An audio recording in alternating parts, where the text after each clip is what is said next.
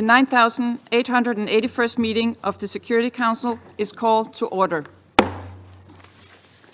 The provisional agenda for this meeting is the situation in the Middle East, including the Palestinian question. The agenda is adopted. In accordance with Rule 37 of the Council's Provisional Rules of Procedure, I invite the representative of Israel to participate in this meeting. It is so decided. I propose that the Council invite the permanent observer of the Observer State of Palestine to the United Nations to participate in this meeting in accordance with the Provisional Rules of Procedure and the previous practice in this regard. There being no objection, it is so decided. In accordance with Rule 39 of the Council's Provisional Rules of Procedure, I invite Mr. Tom Fletcher, Under-Secretary General for Humanitarian Affairs and Emergency Relief Coordinator, to participate in this meeting. It is so decided. In accordance with Rule 39 of the Council's Provisional Rules of Procedure, I also invite His Excellency Mr. Majid Abdulaziz, Permanent Observer of the League of Arab States to the United Nations, to participate in this meeting. It is so decided. The Security Council will now begin its consideration of item 2 of the agenda. I now give the floor to Mr. Tom Fletcher. Thank you, Madam President, and I welcome the opportunity to update the Security Council on the humanitarian crisis. Overnight, our worst fears materialized. Airstrikes resumed across the entire Gaza Strip. Unconfirmed reports of hundreds of people killed.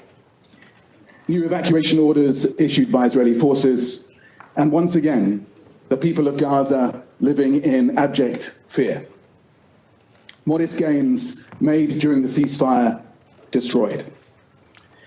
Humanitarian workers remain on the ground. I'm in close touch with them, ready to provide life-saving support to survivors and carry out our humanitarian mission.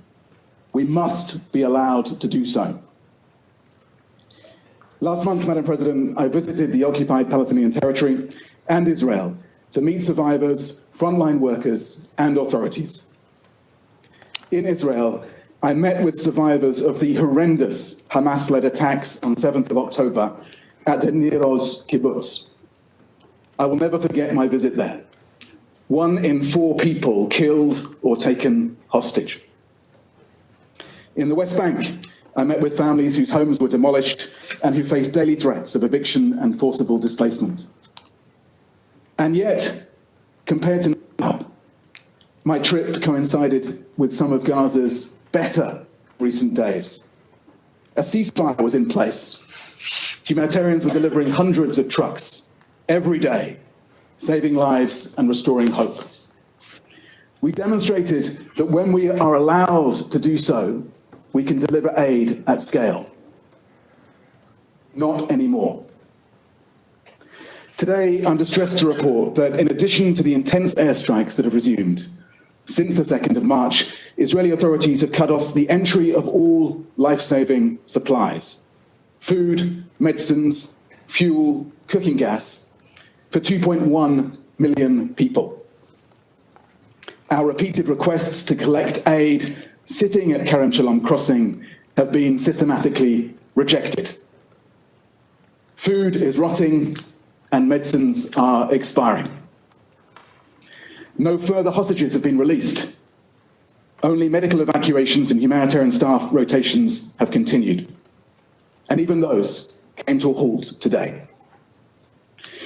During the ceasefire, we surged support after more than a year of aid being placed on a drip feed. The suspension of aid and commercial materials is reversing that progress that we achieved during that brief period. Essential survival resources needed are now being rationed. Israel has cut power to southern Gaza's desalination plant, limiting access to clean water for 600,000 people. The price of staples have surged. Vegetable prices in North Gaza have tripled. 6 bakeries subsidized by the World Food Programme have closed due to shortages of cooking gas. The World Health Organization warns that public health risks remain very high, including for communicable diseases, from overcrowding and poor sanitation. This total blockade of life-saving aid, basic commodities, and commercial goods will have a disastrous impact on the people of Gaza, who remain dependent on the steady flow of assistance into the Strip. Madam President, as Gaza is cut off again, our ability to deliver assistance and basic services is becoming harder. Funding levels for the response are extremely low. We're seeing increasing restrictions being placed on NGO partners who are critical of the aid operation, not only in Gaza, but across the OPT. Since the Knesset legislation formally took effect on the 30th of January 2025, UNRWA international staff are no longer able to rotate in and out of Gaza. The amount of cash that humanitarian personnel can bring into Gaza has been further decreased to a half of previous levels, far below what is required to cover even basic expenses for a 6-week rotation. On the 9th of March, Israeli authorities introduced new registration rules for international NGOs delivering humanitarian aid to Palestinians in the OPT. If enforced, these would impose strict conditions and significantly disrupt aid operations. The Israeli Knesset is also considering a bill to impose considerable taxation on donations from third states to Israeli NGOs, including humanitarian and human rights groups. If implemented, this would further erode the number of partners with the capacity to implement protection interventions. Many Israeli NGOs are engaged on legal cases involving home demolitions and forced evictions. They also provide protective presence activities related to settler violence. We continue to give what remains inside Gaza to those most in need.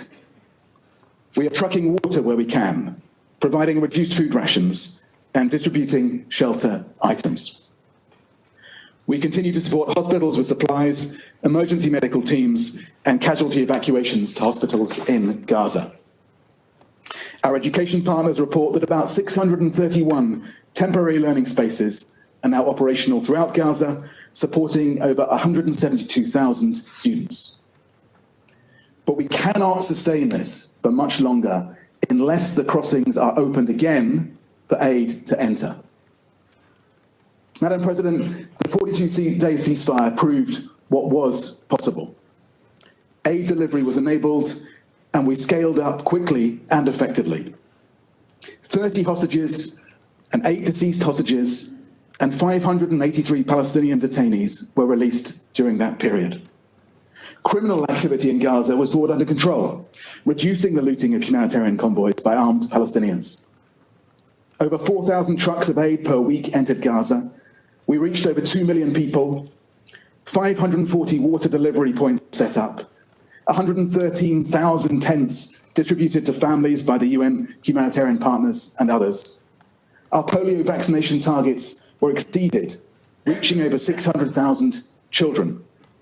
Maternity kits were expanded to support 5,000 births. Thousands of postpartum kits were distributed for mothers and newborns. It proves what's possible when we're allowed to do our job. We cannot and must not accept a return to pre-ceasefire conditions or the complete denial of humanitarian relief. Civilians must be protected. Their essential needs must be met. International law must be respected. Madam President, I also have grave concerns about the protection of civilians in the West Bank. The situation there is an urgent crisis that must be addressed with the necessary international attention. Since the start of this year, 95 Palestinians have been killed, including 17 children, and 869 have been injured, including 179 children. The Israeli military has renewed wide-scale operations in the northern West Bank, deploying tanks for the first time in 2 decades. 40,000 Palestinians have been displaced in these operations, including from refugee camps and cities. Civilian infrastructure has been extensively destroyed. In Area C, Palestinian communities continue to be coerced off their land by settlement expansion, settler violence, and home demolitions. Hundreds of Israeli settlers have launched large-scale attacks on Palestinian villages, burning homes and destroying property. Over 800 movement obstacles, including over 20 new road gates and checkpoint closures, are severely disrupting Palestinians' access to work, healthcare, and essential services. Restrictions by Israeli authorities continue to prevent thousands of Palestinian worshippers from reaching holy sites. Madam President, three things need to happen right now. First and foremost, humanitarian aid and commercial essentials must be allowed to enter Gaza. Blocking food, water, medicine for people who need them is unconscionable. It also goes against international humanitarian law and the provisional orders of the International Court of Justice. Second, we must renew the ceasefire. Over 48,000 Palestinians have been killed and thousands more are missing. Over 1,200 Israelis have been killed. Over 100,000 Palestinians are injured, many with life-changing wounds. The return to hostilities overnight must cease. The suffering of the people of the region must end.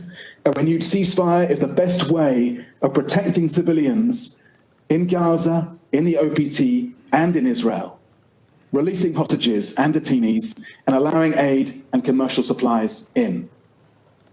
And third, the humanitarian response must be funded. We have received only 4% of what is needed. We don't even have enough to get through this quarter. In closing, I am reminded of a message I saw scrawled on a hospital whiteboard in Gaza, written by a doctor who was later killed. A message that has stuck with me. Whoever stays until the end will tell the story. We did what we could. Remember us. Madam President, colleagues on the Security Council, will we be able to say that we did what we could? Thank you. And I thank Mr. Fletcher for his briefing. I now give the floor to those council members who wish to make statements. I give the floor to the representative of Algeria.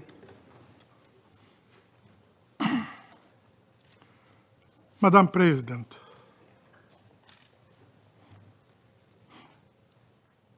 at the outset, I would like to express my sincere gratitude to Mr. Tom Fletcher for his sobering and alarming briefing. Algeria requested this meeting to address the blockade on Gaza, but recent developments have made it more urgent and necessary as we witness another chapter of collective punishment being inflicted upon the people of Gaza. This is not a routine briefing on the ongoing suffering enduring by the Palestinian civilians in Gaza. This is not simply an account of deprivation. It is a plea for justice against an Israeli occupying authority that has weaponized starvation as a tool of war.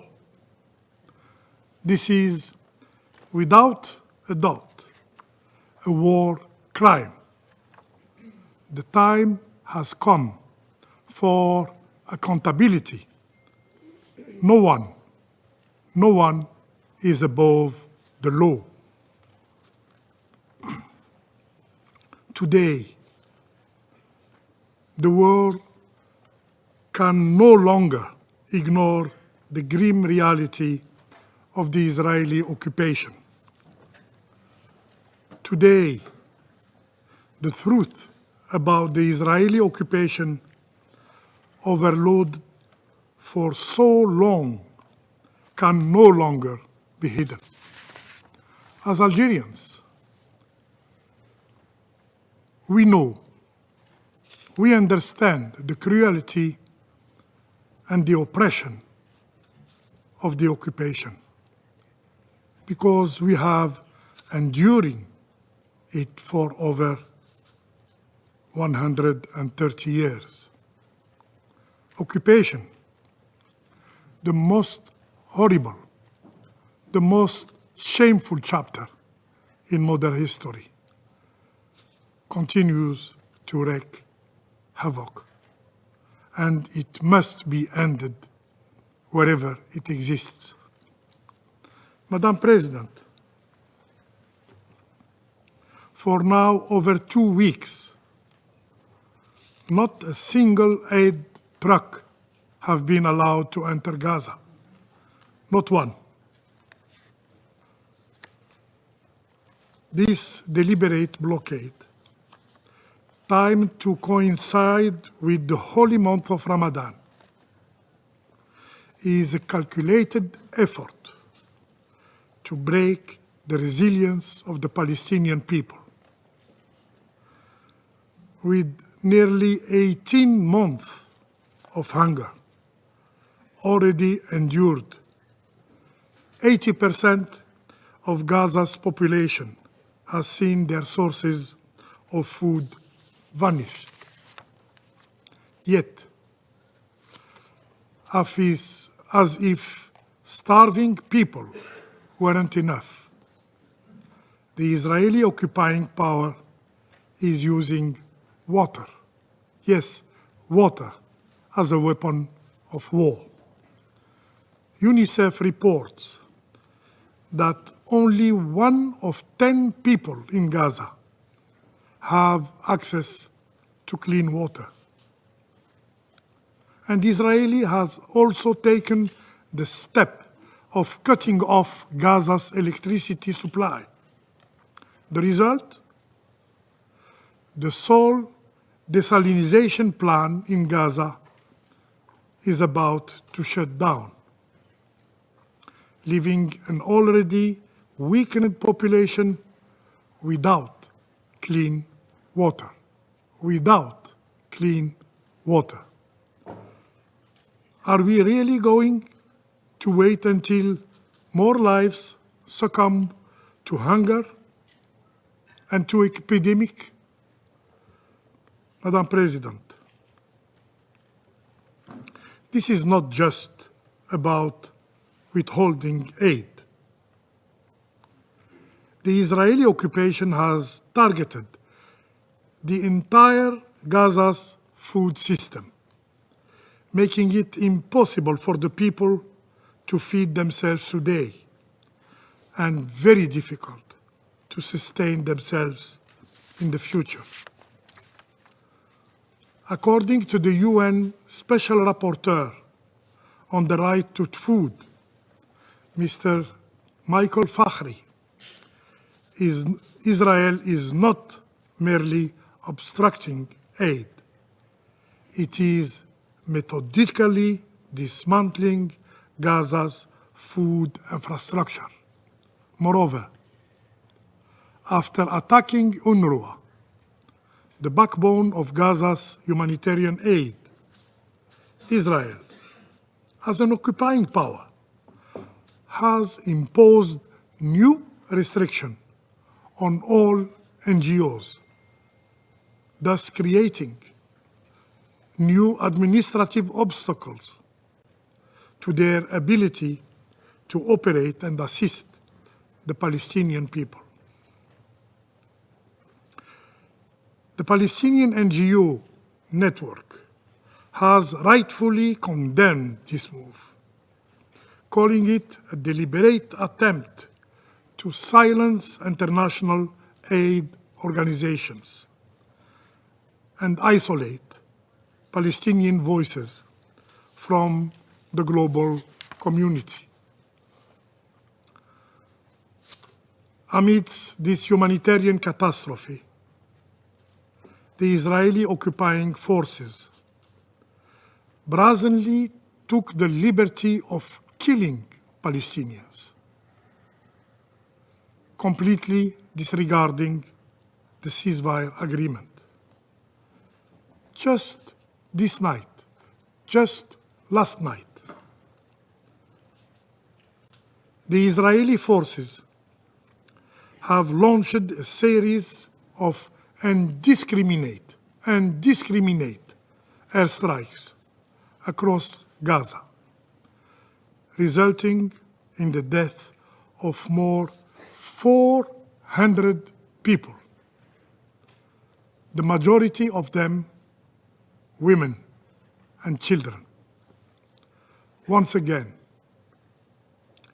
Palestinian blood is being used as a tool for the political calculations of the Israeli politicians. We condemn firmly these attacks, which constitute a violation of the ceasefire agreement reached 2 months ago. And we remind all parties that Resolution 2735 guarantees the continuation of the ceasefire as long as negotiations are ongoing. We also emphasize the responsibility of the mediators, the United States, Egypt, and Qatar, in ensuring compliance with the ceasefire agreement. Madam President, the International Court of Justice has already spoken on this matter. In its provisional measures, the ICJ has ordered Israel as the occupying power to immediately take all necessary actions to ensure the unimpeded delivery of urgent humanitarian aid to the people of Gaza. This includes the provision of basic services such as food, water, electricity, fuel, medical care, and sanitation. This very council, in its resolutions, has called for safe and unhindered humanitarian access. Yet, the Israeli occupying power continue not only to ignore international law, including the resolutions adopted by this council, but to kill indiscriminately innocent Palestinian civilians. Madam President, we wonder what those who consistently invoke a so-called Israel's right to self-defense will say in response to this cruelty, to these atrocities. In Gaza, we are witnessing the systematic degradation of human dignity, the deliberate stripping away of the right of life, the right to life, to food, to water, and to basic human dignity. In Gaza, we are witnessing the demise of the values and principles that should be the foundation of international order: equality, humanity, justice. In Gaza, we are witnessing cowardice and brutality of the Israeli occupation that is in full display with no regard for innocent lives. Still silent, faced to these atrocities, the relevance of this council is seriously questioned. Will it ever dare to take responsibility? Will it ever act to stop this genocide and preserve what remains, if any, of its credibility? I thank you. I thank the representative of Algeria for the statement. I give the floor now to the representative of Somalia. Thank you, Madam President. I wish to begin by thanking USG Fletcher for his sovereign briefings and on the latest development in Gaza. The scale of destruction and loss of life demands our immediate attention and action. The humanitarian catastrophe unfolding in Gaza has reached unprecedented level of severity. We express our profound concern about the inconceivable decisions on March 2nd to halt humanitarian aid in Gaza by Israel to a territory where over 2 million people, including 1 million children, are desperately struggling to survive. The suspension of humanitarian operation at the time when humanitarian needs are at their most critical threatens to completely unravel the already fragile humanitarian response. UNRWA's role is irreplaceable, and its services are indispensable for the survival of millions of Palestinians. We categorically reject Israel's use of starvation as weapons and any humanitarian attempt to use humanitarian aid as bargaining chip in ceasefire negotiations. This represents continuation of grave breach of international law and instrumentalization of humanitarian aid. As the Secretary General, Mr. Guterres, rightly stated, humanitarian aid is not negotiable. It must flow without impediment as required by the international law and basic human dignity. Israel, as occupying power, has the obligation under the international law to ensure civilian access essential goods services, including humanitarian assistance. We express our strongest condemnation of today's Israeli airstrike in Gaza that has claimed more than 400 innocent people, marking one of the deadliest days since the conflict began. Such indiscriminate attacks on civilian populations are not only morally indefensible, but constitutes serious violation of international humanitarian law. This dangerous escalation threatens to plunge the region back into full-scale war at a time when humanitarian needs are most acute.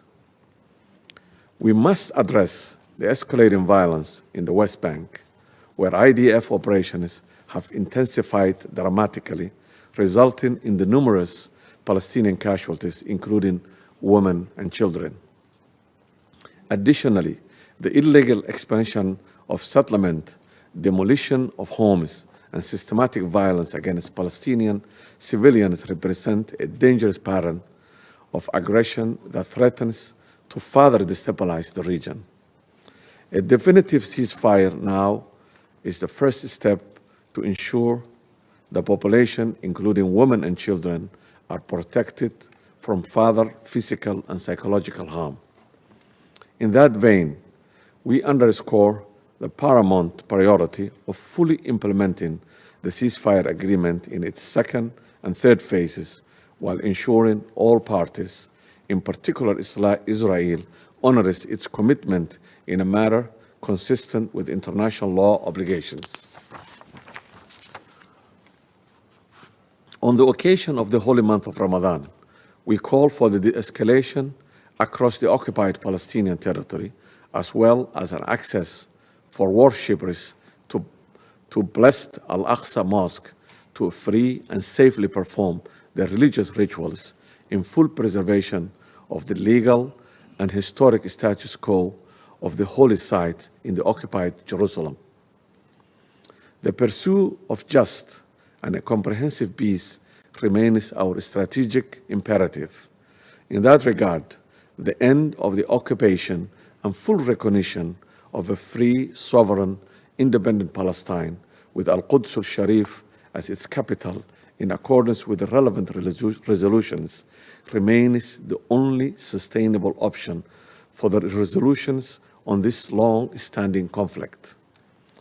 The international community must stand against any attempt to alter the demographic composition of forcibly displaced Palestinians from their camps and cities or annex any part of the West Bank or Gaza under any pretext.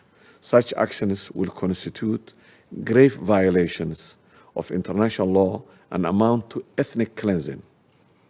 Madam President, as we deliberate in this chamber, people of Gaza, in particular children and women, are counting the hours until their next meal, if it comes at all. Mothers are rationing drops of water among their families while bombs are being dropped on their shelters. Medical workers are performing surgeries by using mobile phone lights. This is not just a crisis of resource, it's a crisis of our collective conscience. Let our decisions today reflect our humanity. It's our moral imperative to protect innocent lives and pursue justice and lasting peace in the region. I thank you. I thank the representative of Somalia for the statement. I give the floor now to the representative of Sierra Leone. Thank you, Madam President. Madam President, this meeting of the United Nations Security Council has been called to address the worsening humanitarian situation in the Gaza Strip following the humanitarian blockade imposed by the government of the State of Israel. With the devastating bombing across Gaza in the past 24 hours, it is evident that this meeting is being held when there is a direct violation of the ceasefire. Let me thank Under-Secretary General for Humanitarian Affairs and Emergency Relief Coordinator, Mr. Tom Fletcher, for his important and sobering briefing. Sierra Leone acknowledges the continued leadership of United Nations and the dedication of all humanitarian entities and personnel in responding to the dire humanitarian crisis in the Gaza Strip.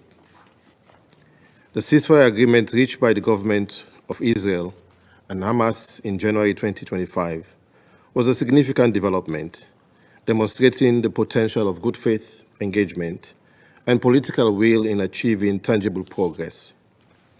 However, while the agreement reduced violence, its implementation has been marred by severe challenges that demanded urgent redress and continued engagement. Madam President, colleagues, most critically, for over 2 weeks, the government of Israel completely suspended the entry of humanitarian aid and commercial supplies into the Gaza Strip. The consequences of this blockade have been devastating, deepening the suffering of civilians and exacerbating an already dire humanitarian crisis. The deliberate withholding of food, water, medical supplies, and electricity, particularly when imposed on a besieged population already facing extreme hardship, constitute, in our view, collective punishment, a violation of the Fourth Geneva Convention. Since March 2nd, humanitarian aid has been completely blocked from entering Gaza leaving 1.9 million displaced persons without food, medical care, or other life-sustaining assistance. The United Nations Relief and Work Agency, UNRWA, and other humanitarian organizations have reported massive shortage of food, medicine, and medical supplies, further exacerbating the dire conditions in overcrowded shelters and hospitals. Of particular concern are reports from UNFPA and UNICEF regarding the prolonged denial of reproductive health services for women and girls, further violating their rights to health and dignity. The cutting off of electricity has worsened the crisis, rendering hospitals and health facilities unable to operate critical life-saving equipment. The collapse of the main desalination and purification plant has deprived thousands of families, including children, of access to clean drinking water, exacerbating risk of waterborne diseases and severe malnutrition. Under international law, the State of Israel, as the occupying power, has clear obligations under the Fourth Geneva Convention, requiring it to ensure the provision of food and medical supplies to the civilian population, to maintain medical and hospital services, and to allow and facilitate humanitarian relief operations and their rapid distribution.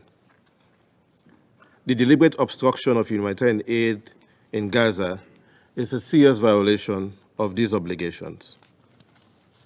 Additionally, Sierra Leone recalls the provisional measures ordered by the International Court of Justice in 2024 in the South Africa versus Israel case, which specifically required the government of Israel to take immediate steps to ensure unimpeded humanitarian access into Gaza. The continued blockade defies the court's binding ruling and further endangers the civilian population. It appears there is a manifest pattern of conduct directed at the Palestinian people that should cause this council to sound the alarm, as others have done. The airstrikes by the Israel Defense Forces in Beit Lahia, northern Gaza, reported to have killed 8 workers and journalists 3 days ago, raised grave concerns about the potential resurgence of hostilities after the ceasefire respite, increasing the risk of regional escalation and reversing the fragile gains made since the ceasefire. It has been further reported that overnight, the IDF carried out extensive strikes in the Gaza Strip, with more than 400 Palestinians reported to have been killed. Are these actions not a deliberate infliction of condition of life calculated to bring about the destruction of the Palestinian people? The collective punishment, indiscriminate killings, and withholding of food, water, and medical supplies essential for survival? Like a canary in the coal mine, we must sound the alarm. The intentional deprivation of humanitarian aid, when combined with the scale of suffering, displacement, and reported rhetoric from high-ranking officials advocating for such measures, raising serious concerns. This Council and the international community has a duty to act and to fulfill its obligations. Sierra Leone calls on the Security Council to take urgent action to ensure the immediate and full resumption of humanitarian aid to Gaza and to uphold international humanitarian law. We stress the importance of, first, reaffirming that the State of Israel, as the occupying power, must comply with its obligation under the Fourth Geneva Convention and international humanitarian law. Second, ensuring full compliance with the ICJ's provisional measures which demand unimpeded humanitarian access. Third, supporting the protection of humanitarian workers who continue to risk their lives to deliver essential services under severe restrictions. UNRWA, UNICEF, and WHO remain critical actors in sustaining the fragile healthcare system and addressing the needs of premature newborns, young children, and elderly patients vulnerable to diseases. As USG Tom Fletcher said, we must return to the ceasefire. Madam President, Sierra Leone condemned at the first occasion the brutal acts of terror committed by Hamas and other armed groups against Israeli civilians on 7 October 2023. We affirm the prohibition of hostage-taking under international law and demand the immediate and unconditional release of all hostages held by Hamas since 7 October 2023. We are clear and unequivocal on this point, while noting and respecting the agreed arrangement for the release of Palestinian detainees endorsed by this Council. We therefore emphasize the necessity of sustained diplomatic engagement to consolidate the ceasefire agreement and address outstanding issues. A just and lasting solution to this crisis requires the full and immediate restoration of humanitarian aid access, respect for international law and accountability, the protection of civilians and humanitarian workers, and a political resolution based on the two-state solution, ensuring security and coexistence for both Israeli and Palestinians. This Council must remain steadfast in upholding its responsibility to maintain peace, security, and justice. The cost of inaction is too high, and the suffering of the people in Gaza, the occupied Palestinian territory, and Israel cannot and must not be ignored. I thank you. I thank the representative of Sierra Leone for the statement, and I give the floor to the representative of Guyana. Madam President, thank you for organizing today's briefing, and my thanks as well to USG Fletcher for his sobering briefing. Madam President, Palestinians are observing another Ramadan marked by deprivation and renewed destruction. More than 400 of them were reportedly killed in the last 24 hours. It is ironic that in this holy month when Muslims across the world seek to grow in moral probity, Palestinians are confronted with more suffering brought about by an apparent paucity of humanity and compassion. The past 3 weeks have seen a rollback of the humanitarian progress made over the previous 6 weeks, following the ceasefire deal brokered by Egypt, Qatar, and the United States. With the pause of the Israeli offensive in Gaza and the easing of several restrictions on humanitarian assistance, Palestinians, and indeed the international community, were hopeful that the situation would progressively improve, culminating at some point in a full recovery for Gaza. Guyana is therefore very disappointed that a decision was taken to halt humanitarian aid into Gaza since March 2nd on account of a deadlock in the negotiations between Israel and Hamas. This decision is illegal, since Israel is obligated under international law not to deprive civilians of the goods and services essential for their survival. Guyana is further disappointed that Palestinian civilians are again being made to walk the path of war, which has ravaged their lives and their land for over 15 months. Guyana calls on this Council to take the necessary action to prevent a repeat of the catastrophe which Gaza has endured for more than a year. Coupled with this new offensive, the ongoing aid blockade has placed Palestinians in an extremely precarious situation, as we have heard from USG Fletcher.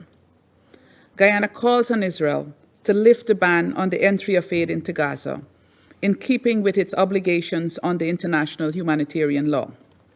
As asserted by the World Food Programme, and I quote, "Unimpeded humanitarian access is the only means of survival for many families," unquote.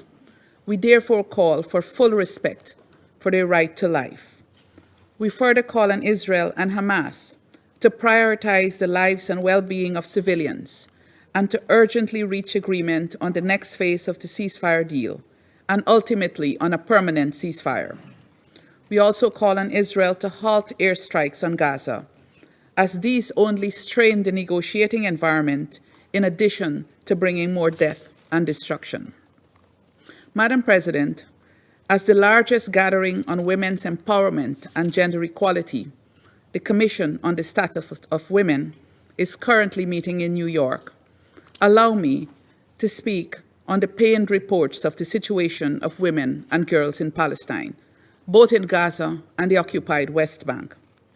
We have taken note of the 13th March report of the Independent International Commission of Inquiry on the occupied Palestinian territory, including East Jerusalem, on Israel's systematic use of sexual, reproductive, and other forms of gender-based violence since 7 October 2023. The report has elaborated the disproportionate impact of the war on Palestinian women and girls, who continue to bear the brunt of the decisions taken by those in power. Civilian women and girls have been reportedly targeted directly. Women have died from complications related to pregnancy and childbirth because of restrictions imposed and conditions created by the war. Their access to adequate health care, including reproductive health care, have been severely curtailed. The combination of starvation, denial of humanitarian assistance, destruction of Gaza's healthcare system, and lack of access to water and sanitation has caused severe reproductive harms to women, impacting all aspects of reproduction, including pregnancy, childbirth, postpartum recovery, and lactation. Further, women and girls are enduring conditions that severely limit their ability to manage postpartum bleeding and menstruation hygienically and with dignity. The mantra of no one left behind rings hollow when Palestinian women and girls see their rights trampled upon daily, and the very basic of necessities for female hygiene, which many of us take for granted, such as sanitary napkins and water, become a luxury. Madam President, one of the most painful realizations is all of this is happening in the 21st century. With all the international legal advances made for the protection and promotion of the rights of women and girls, the situation in Palestine should never have reached these proportions. The situation of children is equally distressing, Madam President. As reported by UNICEF, without aid entering the Gaza Strip, roughly 1 million children are again living without the very basics they need to survive. Madam President, dear colleagues, the people in Gaza continue to suffer because of political decisions that they had no part in making. These decisions will be felt for years, even decades, by innocent people who will still be grappling with the socioeconomic, physical, and psychological impacts of this war, long after the guns have gone silent. In fact, this is a double tragedy, since the people of Israel will also continue to grapple with the consequences of a decades-old war that keeps pitting them against people who, just like themselves, dream of peace. Guyana's singular appeal to the parties is to prioritize peace for the people of Palestine and the people of Israel. In so doing, we reiterate the need for an immediate, unconditional, and permanent ceasefire to create the conditions for the recovery and reconstruction of Gaza. Guyana again calls on Israel to lift its illegal blockade of aid into the Gaza Strip to facilitate the easing of the dire humanitarian situation, and on the international community to scale up its humanitarian assistance. We also reiterate the demand for the immediate and unconditional release of all remaining hostages from Gaza and of Palestinian prisoners detained in Israeli jails without charge. Finally, Guyana calls for earnest efforts towards a lasting, just, and comprehensive peace between Israel and Palestine, premised on the two-state solution. Guyana remains committed to doing its part to this end. I thank you. I thank the representative of Guyana for the statement. Before I give the floor to the representative of France, I would like to announce our... Sorry, I'm sorry, I'm wrong here. So I now give the floor to the representative of the United States. Thank you. Thank you, Madam President. And thank you, Undersecretary General Coordinator Fletcher, for your briefing.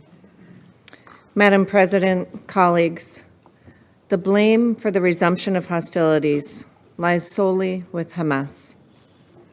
This brutal terrorist organization has steadfastly refused every proposal and deadline they've been presented over the past few weeks, including a bridge proposal to extend the ceasefire beyond Ramadan and Passover, to allow time to negotiate a framework for a permanent ceasefire. Hamas refused this offer, preferring still to hold hostages captive and hide amongst the people of Gaza, using them as human shields. It is the people of Gaza who will suffer further because of Hamas's disregard for human life. Madam President, in this context, I want to respond to the allegation of indiscriminate attacks by the IDF. The IDF is striking Hamas positions. It is well known that Hamas continues to use civilian infrastructure as launching pads, and the United States condemns this practice, as should others. President Trump has made clear that Hamas must release the hostages immediately or pay a high price, and we support Israel in its next steps. Hamas must release the hostages it abducted more than 17 months ago. Doing so would enable loved ones to be reunited and allow the return of remains for those killed while being held by Hamas. Unfortunately, Hamas has refused all attempts to find a way to extend the ceasefire. It has been weeks since Hamas has released any hostages. We must recognize Hamas's savagery for what it is.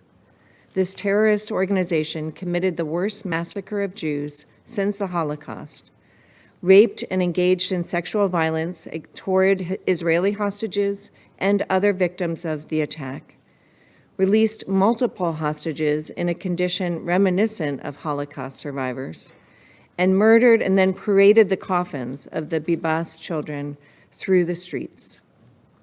President Trump has been clear.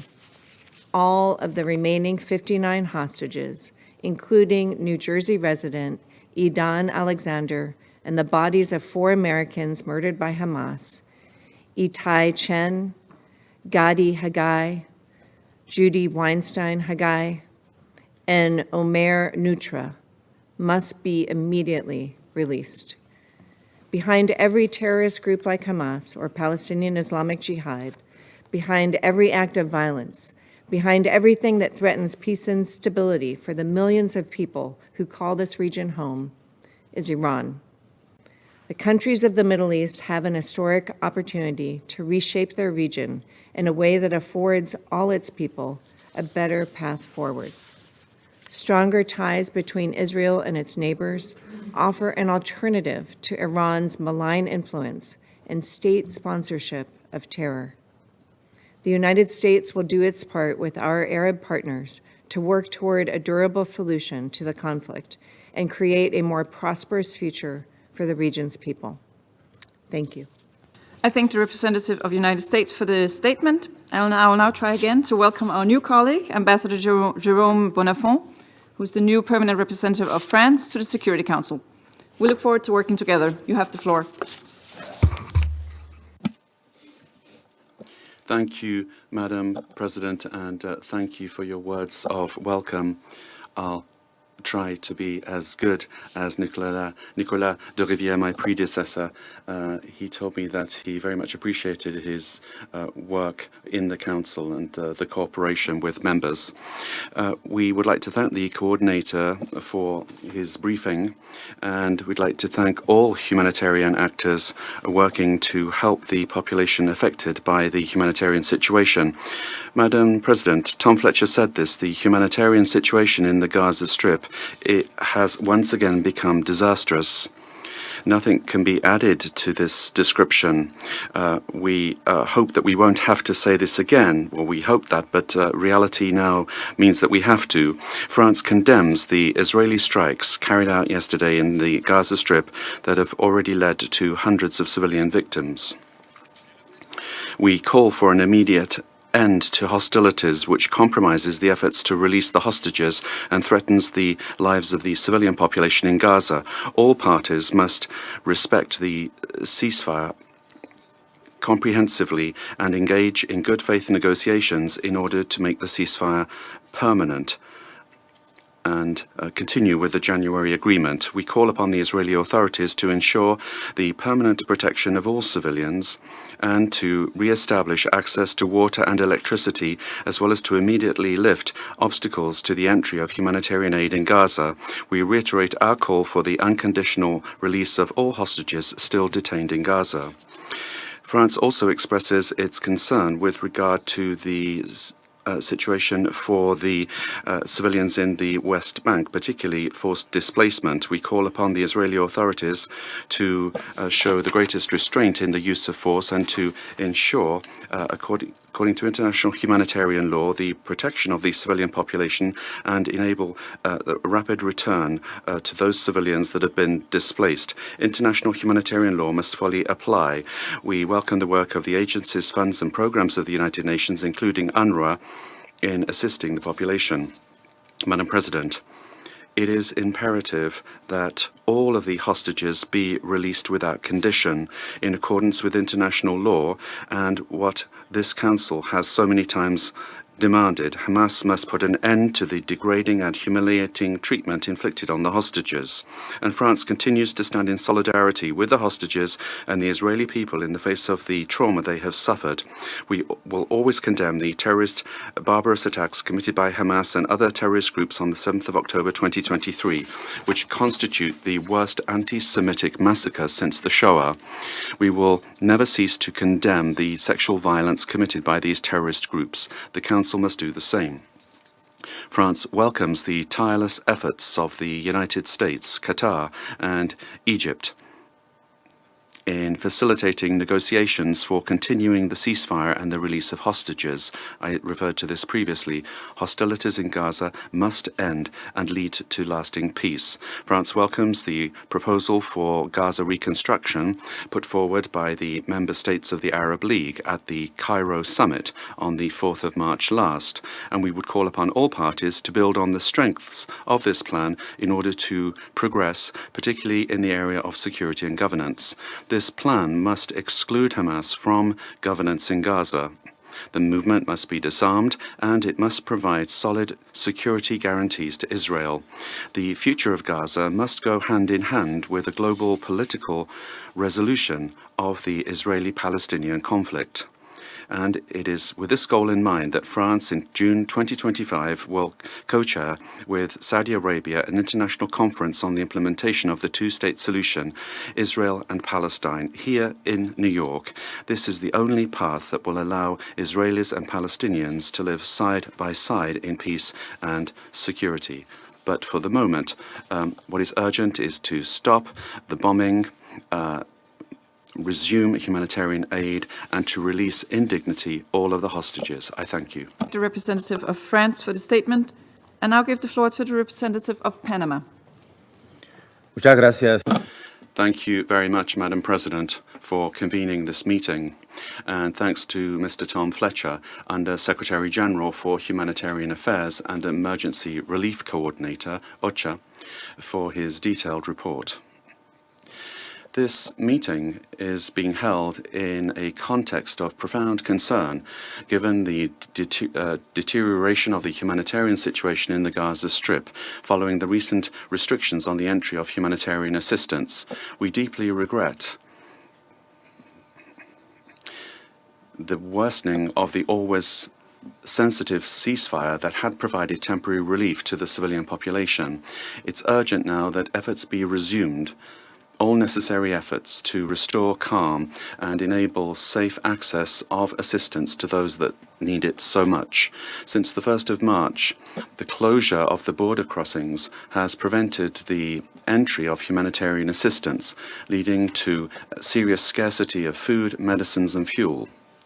This has endangered thousands of people who for so long have depended on humanitarian assistance to survive, in particular during this period of the holy month of Ramadan, which should be a time of peace and reflection. As indicated by the World Food Programme, in the 42 days of the ceasefire, it was possible to deliver more than 40,000 metric tons of food to Gaza, providing vital assistance to 1.3 million people. Nevertheless, since the recent closure of the crossings, it has not been possible to deliver new assistance. The suspension of the electrical supply, according to OCHA, has further worsened the situation. The disconnection of the desalination plant in the south of Gaza has drastically reduced access to drinking water, affecting some 600,000 people in various communities in the Strip, which seriously endangers public health and humanitarian security. In the midst of this crisis, it's fundamental to recognize the tireless work of the humanitarian actors who are working in extreme conditions to alleviate the suffering of the population. Panama very much appreciates the hard humanitarian work that is being done that has been done and made it possible to vaccinate more than 603,000 children against polio during the truce, thanks to the joint work of the WHO, UNRWA, and UNICEF. This effort demonstrates that when safe access is guaranteed, it is possible to protect the lives of the most vulnerable. That is why it is fundamental that measures be renewed that will facilitate the entry of supplies in a safe and sustainable manner. Madam President, it is important to recall that this crisis is not only the result of control and security measures that make it difficult to provide humanitarian access. The suffering and destruction that we see in Gaza is the direct consequence of the extremist actions of Hamas and their inhumane attack on the 7th of October, which unleashed this tragic spiral of violence. To that, we have to now add the current refusal of Hamas to meet the commitments agreed upon in the framework of the ceasefire and to release additional hostages. This has endangered thousands of innocent civilian lives. Hamas has not only sown terror, but it has exploited the suffering of the population of Gaza as a political bargaining chip. Panama has categorically condemned, and we do condemn this behavior, and we demand the immediate and unconditional release of all hostages that remain in their power. Madam President, on the other hand, looking at this painful reality, Panama would also like to stress that any sustainable solution must be guided by unconditional support for human dignity and the moral imperative of protecting civilians. We cannot allow innocent people to continue to pay the price for this tragedy. The time has come for the parties to act showing human sensitivity and constructive political will. This is what is needed in order to avoid further suffering and in order to save more lives. Any initiative must be rooted in the deepest empathy and the most genuine compassion. It's not just an issue of providing and distributing food and medicines. It is extending a hand to the efforts that are necessary to ensure that a hand can be extended to those that are clinging on to life, restoring their hope so that they can believe that a better tomorrow is possible. Panama appreciates the diplomatic efforts underway and that should continue in order to restore the ceasefire, which unfortunately was interrupted, and this is further worsening the suffering of the civilian population. These efforts must be resumed and intensified in order to ensure the continuity of the agreements that led to the ceasefire, which now unfortunately has been interrupted. And all facets of the agreement must be implemented fully. Dialogue and mediation must be resumed in order to guarantee the full and immediate and unconditional release of the hostages and safe and uninterrupted access to humanitarian assistance. Thank you very much. I thank the representative of Panama for the statement. I now give the floor to the representative of the Russian Federation. Спасибо, госпожа. Thank you, Madam President.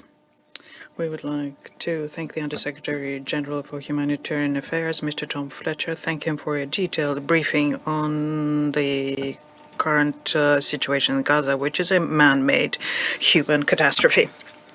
When the delegation of Algeria and Somalia has asked for the briefing today so as to discuss the deteriorating humanitarian situation in Gaza, they probably could not have thought that on the eve of a meeting the situation will worsen even further and all ceasefire agreements will basically have come to naught. In the evening on the 18th of March, the Israeli aviation resumed airstrikes against Gaza, which resulted in new victims. We have information of more than 400 people dead, and that the IDF is preparing for a land operation in the Strip. This way, the ceasefire regime was violated, and the tragedy of Palestinian civilians have taken on a new dimension. This tragedy is unfolding in front of our very eyes for a year and a half. And in the course of the military operation by Israel, there's basically nothing left of the Strip except for the smoldering ruins. And the number of Gaza civilians who have died is more than 48,000. The humanitarian crisis in the Strip has become truly biblical in nature, and this is supported by the assessments today of the UN humanitarians. The hospitals and basically the basic infrastructure is destroyed. Hundreds of thousands of people in Gaza are surviving out in the open, out in the street amongst rubble. There's an acute shortage of food. There is no sanitation and the absence of basic goods. At the same time, the people who are in desperation have no idea what tomorrow will bring, whether the military activities will stop or someone is going to rebuild their houses and how their children are going to survive. Those issues today, unfortunately, are sounding even more urgently because what is being done by Israel has thrown us back into uncertainty. And this is covering not only the Palestinians, but also those who are waiting for hostages to come back to Israel. The Association of 7 Hostages families stated today that the Israeli government had decided to sacrifice them and undermine the very process that should have resulted in their return. Instead of that, what we're seeing is the logic of edging the Gaza people out of their land has prevailed. And this is at the time when all of the suffering, which is beyond human comprehension, the people in Gaza, as we know from many sources, do not want to leave, and they only see their future as a future on their homeland. This is the right that they have suffered for, and the duty of international community is to make sure that everything is done, that this right is implemented. They have to get a chance for a safe and dignified future in the Strip, and the Palestinian people as a whole a chance for creating their state. Madam President, distinguished colleagues, under the current circumstances, the Security Council has to do everything possible to make sure that there is a resumption of ceasefire as quickly as possible and that there is a resumption of the implementation of the agreement between Israel and Hamas. We should not repeat the mistakes of before. The number of Gazans died over the recent time is so high because the Security Council was unable to make an earlier decision on a ceasefire. And this is a very bitter lesson that the Security Council members should learn and not repeat, because no political considerations can justify such a delay which resulted in the lives lost for such a high number of people.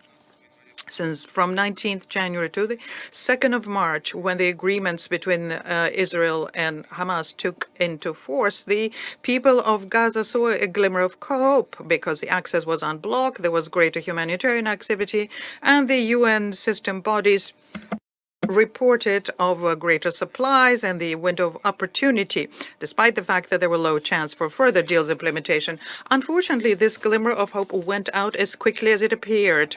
West Jerusalem once again tightened the screws, and for 2 weeks now, the people in Gaza have been facing a blockade, and there are no prospects for it being lifted. Today, the blockade has become even more inhumane.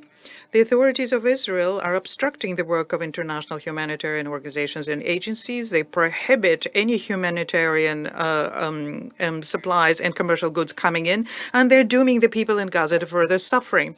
As far as we can say, the crossings have been closed altogether today.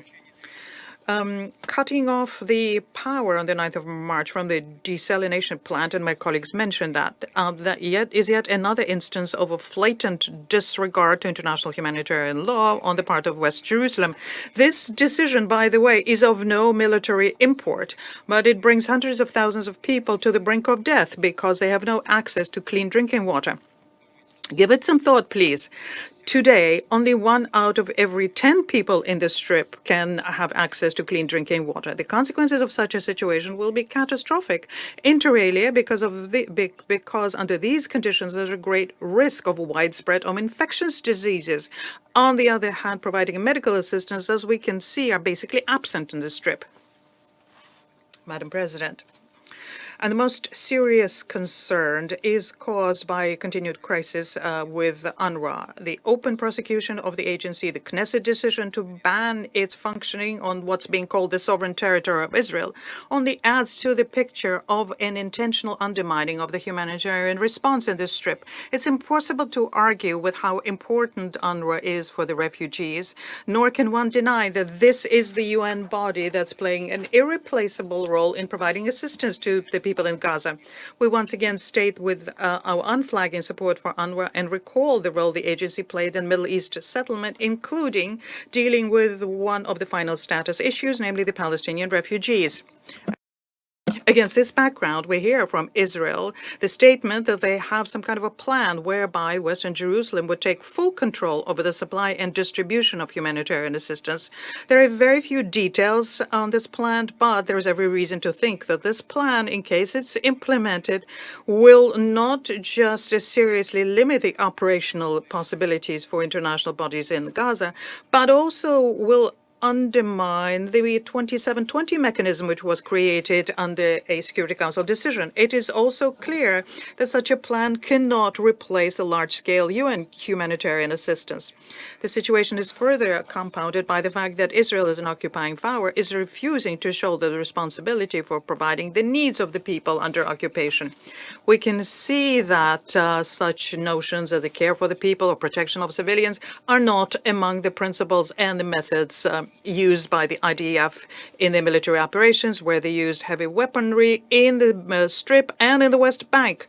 And the West Bank situation is something that we are going to discuss this Friday. The humanitarian bodies of the UN have shown that they can, especially if there's a ceasefire, conduct effective work in the Strip and save people's lives. They need to be supported as much as we can and protect humanitarians from persecution on behalf of West Jerusalem, and this is purely political in nature. The suffering on people should not be used as a weapon of war, blackmail, or a lever of exerting influence on Hamas and the international community as a whole, and yet this is exactly what's happening. Madam President, we strongly condemn the measures introduced by Israel and think that their use is a key obstacle on the road towards easing the suffering of 2 million people in Gaza. And we call on the Israeli authorities to immediately lift the restrictions and to end the restrictions on humanitarian action in the entire OPT, including the Strip and the West Bank. We reiterate our consistent and constant line for a ceasefire, the release of all hostages and detainees, ensuring there's unimpeded humanitarian access to the OPT, and their return to the peace process on the basis of the two states for the two peoples formula.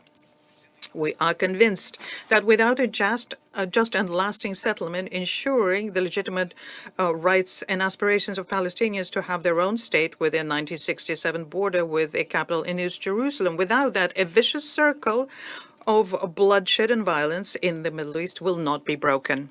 I thank you for your attention. I thank the representative of the Russian Federation for the statement, and I give the floor to the representative of Slovenia. Thank you, Madam President. I would also like to thank Under-Secretary General Fletcher for his briefing. I also want to thank him for his efforts, and I want to thank and recognize sacrifices made by the humanitarian workers in Gaza and the region. You are doing everything you can. I would like to make 4 points. First, in conflicts, we as Slovenia don't take sides. We stand with peace, protection of civilians, and international law. We entered the Security Council with an idealistic aim of helping extending the zones of peace, protecting civilians, and promoting respect for the international law. And yet it seems so difficult to work for peace. It seems so difficult for warring parties to surrender to peace. Today, Israel resumed hostilities, setting in motion a new wave of strikes and evacuation orders. Hundreds of Palestinians were killed just today, and 2 million of them are facing a new cycle of hardship, destruction, and relentless fear. We condemn these attacks, and we call on Israel to stop them immediately. Second, Slovenia has been supporting calls for the ceasefire time and again, and we continue calling on the parties to return to the agreement made with the support of mediators and guarantors, the United States, Qatar, and Egypt, in line with the Council Resolution 2735. 6 weeks of ceasefire has offered a much-needed relief to the people in Gaza and to the people of Israel, finally reuniting them with hostages. The Council should now be focusing on discussing the plans of rebuilding of basic infrastructure and reconstruction, in line with the vision provided by our Arab partners. This should be the time we launch a process leading to two-state solutions. Instead, we are back to pleading for sparing lives of civilians, Palestinians, and hostages, and for allowing food and water deliveries to Gaza. This is wrong in so many levels. Humanitarian aid and access to basic goods and services, including electricity, cannot be politicized. International law is clear, and it must be respected. Crossings to Gaza must be opened. Aid must flow in, and humanitarian operations must run unimpeded. Third, we want to express our extreme concern over the information of plans related to humanitarian space, humanitarian bubbles, or whatever euphemism one likes. We also underline our strong rejection of any plans for a settlement of Palestinians. Fourth, it is roughly a year from the ICJ binding order on provisional measures focused on humanitarian aid, famine, and starvation in the case brought forward by South Africa. It is unacceptable that our conversations are still the same and that Council resolutions and ICJ orders are disregarded. Madam President, to conclude and to summarize, the resumed killing and destructions must end. Aid is not negotiable. It should not be weaponized. We denounce these actions, just as we denounce hostage-taking by Hamas. In Gaza, both Palestinians and hostages are being sacrificed. This vile war should not continue being fought on the shoulders of civilians. This is not only tragic for Palestinians and hostages in Gaza, but also for the credibility and relevance of the Security Council as the body responsible for maintenance of international peace and security. Thank you. I thank the representative of Slovenia for the statement, and I give the floor to the representative of the United Kingdom. Thank you, President. And thank you, USG Fletcher, for your sobering briefing. I also want to thank Algeria and Somalia for calling this meeting, an initiative which the UK fully supports, considering the alarming humanitarian situation. President, this meeting comes at a critical moment. As my Foreign Secretary has said, the civilian casualties from Israeli strikes overnight are appalling. I want to be clear. A return to fighting will only result in the deaths of more Palestinian civilians, Israeli hostages, and IDF soldiers. This conflict cannot be resolved through military means. We want to see the ceasefire re-established as soon as possible. The humanitarian situation in Gaza was already catastrophic. After 17 days, Israel continues to block all aid entering Gaza. Crossing points have been shut off. Bakeries are closing. Hospitals and desalination plants are running on generators that could stop at any moment. This is horrifying and unacceptable. Humanitarian aid should never be used as a political tool. We are calling for the following urgent steps to bring this terrifying situation back from the brink. First, we call for the protection of civilians and for safe, rapid, unimpeded humanitarian access. We call on Israel to fulfill its international obligations and allow for a rapid and unhindered resurgence in the flow of aid. This includes the supply of items such as medical equipment, shelter items, and water and sanitation equipment, essential to meet humanitarian and early recovery needs in Gaza, but which remain restricted. Failure to deliver this not only risks undoing the vital humanitarian progress made during Phase 1 of the ceasefire agreement, it also risks violating international humanitarian law. Second, we urge all parties to return urgently to dialogue and to implement the ceasefire agreement in full, including scaling up aid and releasing the 59 hostages who've been cruelly held by Hamas for over 500 days and have endured unimaginable suffering. For Israel to be secure, these terrorists can have no role in Gaza's future. But cutting off aid and resuming the fighting is not a means to this end. Finally, we reiterate that civilians of Gaza who've suffered so much must be allowed to return to their homes and rebuild their lives. Colleagues, we urge all parties to return to the ceasefire deal and get back to the path of peace. A negotiated two-state solution is the best way to ensure long-term security for both Israelis and Palestinians. I thank you. I thank the representative of the United Kingdom for the statement, and I give the floor to the representative of Greece.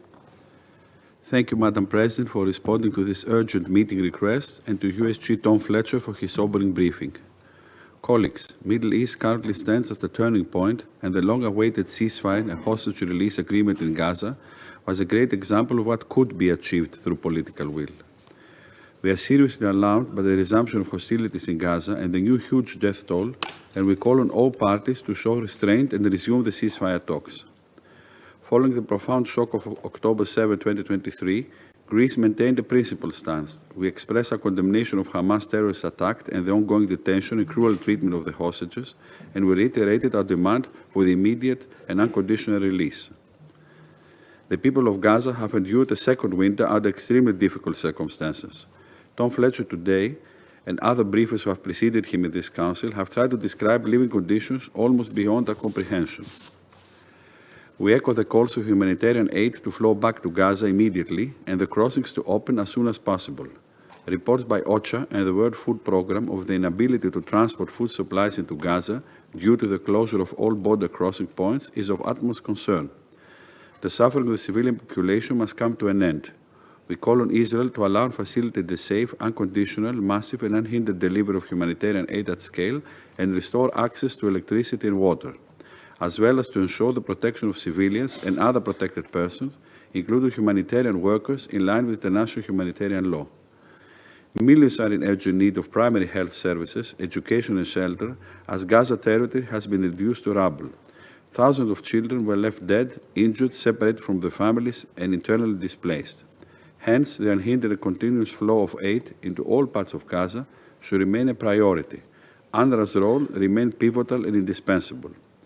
We support all efforts to ensure that humanitarian aid reaches Gaza and have consistently supported the Cypriot-Amalthea Maritime Corridor and other initiatives in this regard. Within the EU, we took an initiative so that EU member states can assume the treatment of injured and sick children from Gaza. In this context, we welcome 10 children and their families from Gaza who are currently receiving treatment in Greek hospitals. OCHA warnings of increased settler violence across the West Bank is also alarming, as is the displacement of people, the unfolding security situation in Jenin following the intensification of operations and terrorist attacks in the West Bank. Madam President, we need a permanent ceasefire that can pave the way for the release of all remaining hostages and for the reconstruction of Gaza. In this vein, we welcome regional efforts to coherent a single plan for the next phase in Gaza, and we stand ready to support and develop these ideas further. The Arab plan put forth by Egypt is a constructive proposal on the table. We are clear that any plan must not have no role for Hamas, must ensure Israel's security, must not displace Palestinians from Gaza. Any scenario of displacements would jeopardize regional stability and security, and it would undermine the prospect of achieving the two-state solution. Reconstruction efforts should also include governance and security arrangements, while ensuring the leading role of an empowered and informed Palestinian Authority in this process, capable of exerting effective governance over the West Bank and Gaza. It should also be ensured that Hamas will be excluded for any planning on the day after in Gaza, and that it will never pose a threat to Israel's security. For this to happen, though, the Palestinian Authority needs to be supported financially and institutionally, and Greece remains committed to providing assistance in this direction. Madam President, the political process must remain as a core objective of our collective efforts. We support the creation of a sovereign Palestinian state on the basis of the two-state solution, according to the relevant Security Council resolutions. I thank you. I thank the representative of Greece for the statement, and I give the floor now to the representative of Pakistan. I thank you, Madam President. First of all, I'd like to extend a warm welcome to our new colleague from France. And we thank Under-Secretary General Tom Fletcher for his very sobering briefing on the humanitarian situation in Gaza and the occupied Palestinian territories. Madam President, we are at another tragic milestone in the war in Gaza and the occupied Palestinian territories.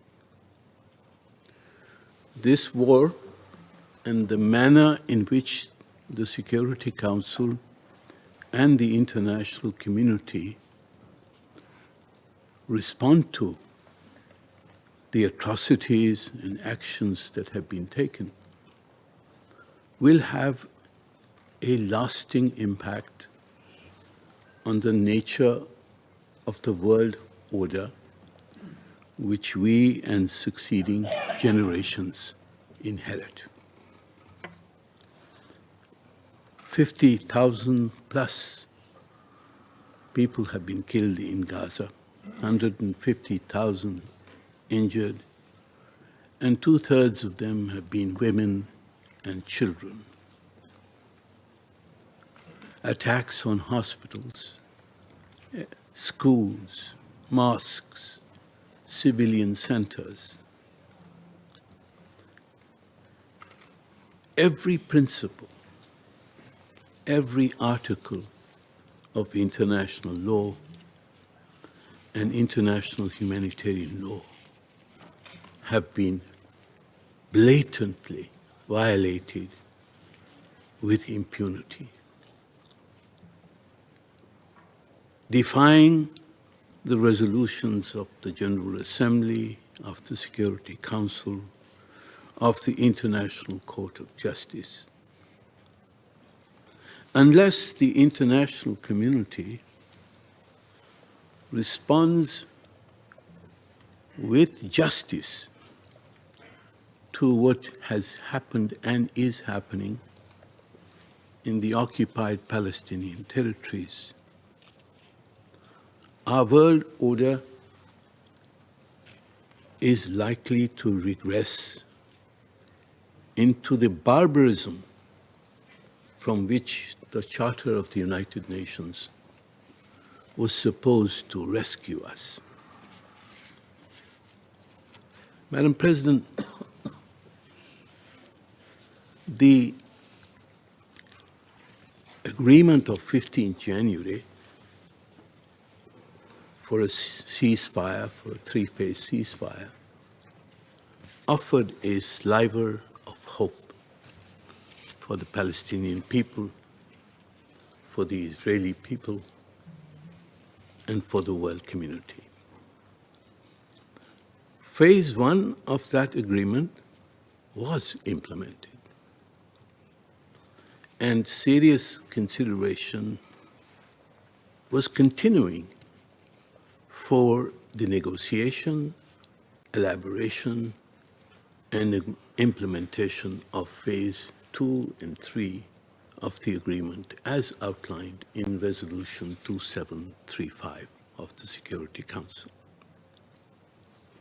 The Arab and OIC Reconstruction and Peace Plan was under consideration in capitals. It offered a road to peace. But obviously, this glimmer of hope and hope for peace was not to the liking of the extremist leaders who rule Israel today. They see their survival in the continuation of the war. But is this in the interest of the hostages? Is this in the interest of the Israeli people? Is this in the interest of the Palestinians? And is this in the interest of world order? I think the answer is obvious. The first tactic to erode the ceasefire agreement was the imposition of the humanitarian blockade, an attempt to extort concessions beyond the ceasefire agreement of 15th of January. Blocking trucks, cutting off electricity and water, restricting NGOs, preventing access for Muslims to access the Holy Al-Aqsa Mosque during the holy month of Ramadan. These are all tactics of the oppressor. And now they have escalated to blatantly violate the ceasefire and resume attacks against the helpless Palestinians in Gaza who were just returning to rebuild their homes. 400, mostly women and children were killed just last night. And if this bombing and artillery attacks continue, hundreds more may be dying as we speak. The Security Council's response must be clear, must be quick, and must be just. Firstly, we must demand a halt to the Israeli attacks in Gaza and the implementation of Resolution 2735. I would like to add that even if there are military targets in civilian facilities, under the Fourth Geneva Convention, there is a prohibition to attacking such targets, even if there are military targets within those civilian facilities. It is a clear injunction of international humanitarian law and cannot be offered as an excuse for the killing of civilians, innocent men, women, and children. Secondly, we hope and ask that the negotiations on Phase 2 and Phase 3 of the ceasefire agreement reflected in Resolution 2735 must be resumed. We call for full implementation of all phases of the Gaza ceasefire agreement, including permanent and comprehensive cessation of Israeli hostilities, return of displaced persons to their homes, withdrawal of Israeli forces, opening all crossings, adequate humanitarian access to all parts of the Gaza Strip, and a comprehensive reconstruction plan for Gaza. 3, humanitarian assistance must be immediately resumed, and the restrictions that have been imposed must be lifted. According to Amnesty International, Israel's, and I quote, Israel's decision to block humanitarian aid to Gaza is a war crime and amounts to collective punishment of the civilian population. It's a continuation of the policy to impose on Palestinians conditions of life calculated to bring about their physical destruction. This is genocide, unquote. Madam President, we demand that adequate funding should be provided for coordinated efforts that are crucial to enable OCHA's 2025 flash appeal for the occupied Palestinian territories to be funded. Donor contributions today are only 173 million of a 4 billion that is required. And UNRWA's unparalleled capacity to deliver emergency, shelter, food, and medical assistance is irreplaceable and must be allowed to operate without obstruction. Fourthly, Madam President, the Israeli aggression in the West Bank must end. Forced displacements, illegal land annexations, and settler violence must be reversed in accordance with Security Council resolutions 2720 and 2334. Finally, Madam President, we must ensure the revival of a credible and irreversible political process towards a two-state solution and the establishment of an independent, sovereign Palestinian state within the pre-67 borders with Al-Quds al-Sharif as its capital. This is the only viable path to durable peace. The upcoming June conference, co-chaired by France and Saudi Arabia, is an important opportunity for the peaceful resolution of the Palestinian question and the implementation of the two-state solution.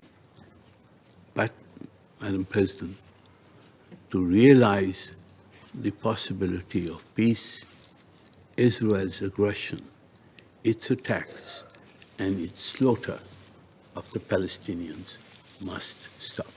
I thank you. I thank the representative of Pakistan for the statement, and I give the floor now to the representative of the Republic of Korea. Thank you, Madam President. I also thank USG Tom Fletcher for his detailed briefing on the dismal humanitarian situation in Gaza. Madam President, we are gravely alarmed by Israel's renewed offensive in Gaza, causing hundreds of fatalities, including scores of children today alone. We are also seriously concerned over the precarious fate of the hard-won agreement for ceasefire and release of hostages, as well as the quickly deteriorating humanitarian situation in Gaza. As repeatedly stressed by the members of the Security Council, it is clearly Israel's illegal obligation under international humanitarian law to allow and facilitate the rapid and unimpeded passage of humanitarian relief for civilians in need, including 1 million children. Hostage-taking by Hamas is unacceptable under any circumstances. It must be condemned by all members of the Council. And we repeat our demand that all hostages be released immediately and unconditionally. However, Hamas' refusal to carry out its obligation does not justify blocking humanitarian aid or using it as a bargaining chip, which is unacceptable and strictly prohibited under international law. Neither does it justify the resumption of an intensive military offensive, causing massive civilian casualties. We take note of the horrifying remarks by USG Tom Fletcher during his press briefing last Wednesday, sharing what he witnessed in Gaza in January. And I quote, "I said to my colleagues, why are the dogs so fast? Why are the dogs so fat?" And he said, because the dogs are looking for curbs. And you notice that the people are thin for miles and miles and miles, unquote. During the implementation of the first phase of the ceasefire agreement, we witnessed the crucial impact of political will in easing the immense suffering of Palestinian civilians in Gaza. However, once again today, we are seeing and feeling with shock and concern a grim sense of déjà vu in relation to the unfathomable sufferings, insecurity, destruction, and hunger that has haunted civilians in Gaza for more than a year. Madam President, the horrendous terrorist attacks by Hamas on October 7th and Israel's massive military operations resulting in extreme anguish highlight once again the imperative to move toward a just and long-lasting solution to the conflicts between Israel and Palestine. A sober approach based on the acknowledgement of the legitimate rights and concern of both Israel's and Palestinians is the only option for durable peace and stability in the region. We call on Israel to immediately cease the offensive and all parties return to the negotiating table. We hope the mediating countries, including the US, Qatar, and Egypt, exert utmost effort to secure the ceasefire and the release of hostages. We believe that all phases of the ceasefire agreement endorsed by the Council through Resolution 2735 should be implemented in full, leading to the release of all hostages, a permanent end of hostilities, and the swift beginning of reconstruction based on international law. I thank you, Madam President. The representative of the Republic of Korea for the statement, and I give the floor now to the representative of China. Thank you, President. I thank Algeria and Somalia for calling today's meeting, and thank USG Fletcher for the briefing. I also welcome the new PR of France. With the implementation of the ceasefire on January 19, people in Gaza had a long-awaited respite, and humanitarian disaster was relieved to some extent. However, as the first phase of the ceasefire expired on March 1st, the ceasefire agreement failed to enter the second phase. In spite of the strong calls from the international community to extend the Gaza ceasefire and the strong desire of the Gaza population for the resumption of peace and tranquility, the situation has moved in opposite direction. On March 2nd, Israel announced the decision to halt the entry of humanitarian aid to Gaza. On March 9th, it cut off the supply of power to Gaza. Just yesterday, Israel launched large-scale airstrikes on Gaza, causing hundreds of civilian casualties. China regrets the harm done to the hard-won ceasefire and is gravely concerned about Israel's resumption of hostilities in Gaza. We strongly condemn this. We strongly urge the abandonment of the force logic of supremacy of force. Military means is not the way to solve the Palestine-Israel question. The stark contrast between 15 months of bloody conflict and 42 days of ceasefire clearly shows that indiscriminate use of force is not the right way to bring back hostages, and may even put them at greater risks. China urges Israel to renounce its obsession with the use of force, immediately cease military operations in Gaza, and stop the collective punishment of the Gazan civilians. We strongly demand a permanent ceasefire in Gaza. The ceasefire agreement was reached. As such, it should be fully and seriously implemented in good faith, and no attempt should be made to alter or undermine it midway. China calls on the parties to implement the ceasefire agreement fully and continuously, and expects the ceasefire guarantors to adopt a fair and responsible approach to facilitate the continuous implementation of the three-phase agreement and ensure the realization of a permanent ceasefire in Gaza. We strongly oppose the weaponization and politicization of humanitarian aid. As of today, for 70 consecutive days, no humanitarian supplies were allowed into Gaza, and the loss of power disabled a desalination plant, worsening the water shortage crisis. The use of humanitarian aid as a bargaining chip is a violation of international law, especially international humanitarian law. China condemns such practice. We urge Israel to fulfill its obligations as occupier under international humanitarian law and immediately restore full humanitarian access to Gaza. We strongly call for the reinvigoration of the political prospects of the two-state solution. The implementation of the two-state solution is the only viable way to resolve the question of Palestine. Gaza and the Western Bank, including East Jerusalem, are all inseparable parts of the Palestinian state. We support the Gaza Recovery and Reconstruction Plan jointly initiated by Egypt and other Arab states, and support an early launch of reconstruction underpinned by the principle of Palestinians governing Palestine, whereby the Palestinian people can rebuild their homes in their own territory.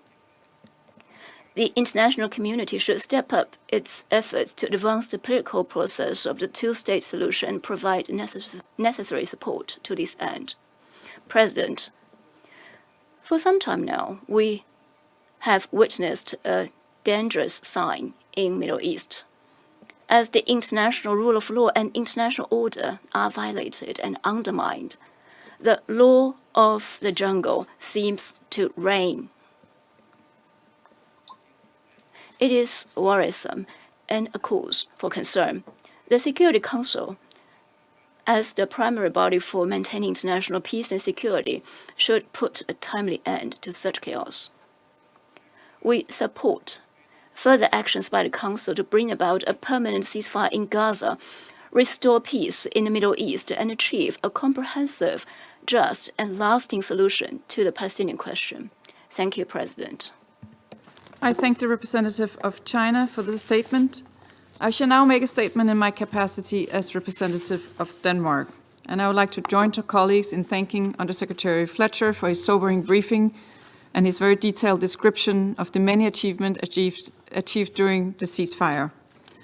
At the outset, let me express Denmark's shock and sadness over the news coming from Gaza about the many civilian casualties following the Israeli airstrikes last night. Let me be clear. This violence must stop, and the terms of the ceasefire must be respected. A ceasefire that can pave the way for the release of all remaining hostages and ensure much-needed humanitarian aid to the civilians of Gaza. We urge all parties to show restraint. Denmark has repeatedly underlined the need to ensure the protection of civilians in line with international humanitarian law. We reiterate this call today. Colleagues, as we've heard several times this morning, the humanitarian situation in Gaza remains catastrophic. The recent Israeli decision to block all further humanitarian assistance and to cut electricity to the enclave is rendering the situation even more desperate and threatens to reverse progress made during the first phase of the ceasefire. The consequences are already starting to emerge. The lack of supplies has meant that humanitarian partners are reducing food rations. UNICEF reports that roughly 1 million children in Gaza are now once again living without basic necessities for survival. The recent resumption of hostilities will only worsen this suffering. Denmark continues to condemn Hamas' terror attack of October 7 and calls for the immediate and unconditional release of the remaining hostages. The safety and well-being of these hostages is of great concern, and we regret that Hamas has failed to allow humanitarian access to them. Colleagues, international humanitarian law is clear. Humanitarian aid should never be used as a bargaining chip or a political tool. This applies to all parties in a conflict. As the occupying power, Israel is obliged under international law to ensure the protection of civilians and ensure the civilian population does not lack food or other basic needs, including water. Civilians of Gaza have suffered enough. The sustained supply of aid is indispensable to the survival of over 2 million Palestinians. They have the right to receive humanitarian aid. They have the right to clean water, to food, to medicine. We call on the government of Israel to abide by its obligations under international law, to ensure full, rapid, safe and unhindered provisions of humanitarian assistance to the population in Gaza, and to ensure the protection of civilians and other protected persons, including humanitarian workers, in line with international humanitarian law. The immediate threat of malnutrition in Gaza is already affecting thousands of children and pregnant and breastfeeding women. The decisions to withhold humanitarian aid and limit the production of clean drinking water are likely to have long-term consequences for the health of Gaza's population, as well as longer-term prospects for socio-economic recovery. Colleagues, the massive task of reconstructing Gaza lies before us. We need a permanent ceasefire as a first step to be able to address this challenge. We call on parties to find a way forward to the next phases of the ceasefire agreement that should hopefully lead to a permanent ceasefire. We commend the regional efforts through the Arab Recovery and Reconstruction Plan presented at the recent Cairo summit. We maintain that any plan for the future of Gaza must have no role for Hamas, must ensure Israeli security, and must not displace Palestinians from Gaza. In closing, the civilian population in Gaza have already endured too much suffering for far too long. They are looking to this Council for support. Around this table, we have a responsibility to act, to urgently work towards a two-state solution, the only viable path to lasting peace and security for Israelis and Palestinians alike. Let me reiterate Denmark's unwavering commitment to this goal. And I now resume my functions as President of the Council. I give the floor to the permanent observer of the Observer State of Palestine.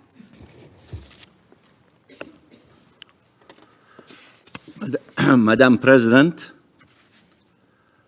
allow me at the outset to thank you for the convening of this urgent meeting at this critical time, and to thank Algeria and Somalia for requesting it on behalf of the Arab group, as well as China, France, Guyana, Pakistan, Slovenia, and the United Kingdom for their support to this request. Allow me also to thank Under-Secretary General Tom Fletcher, who has recently visited Gaza and the region, for his relentless efforts and for his sobering and alarming briefing. Madam President, this meeting was originally requested to discuss Israel's weaponization of humanitarian aid for collective punishment purposes, with Israeli leaders confessing to it publicly. They're not denying it or claiming, as they have done in the past, that hundreds and sometimes thousands of truckloads of humanitarian aid is in Gaza Strip. This time now, they made the decision to weaponize it, to use it, to stop it publicly. They're not denying it. No longer feeling the need to even keep up pretenses. We were supposed to gather here to discuss how an entire civilian population who had survived a genocide and with still immense needs was yet again confronted with fuel and electricity being cut off, leading to the shutdown of essential water and sewage treatment facilities, worsening the already dire humanitarian conditions in Gaza, so-called evacuation orders to advance, forcible displacement, and all this coupled with the hermetic siege denying the entire civilian Palestinian population life-saving aid since the beginning of the month.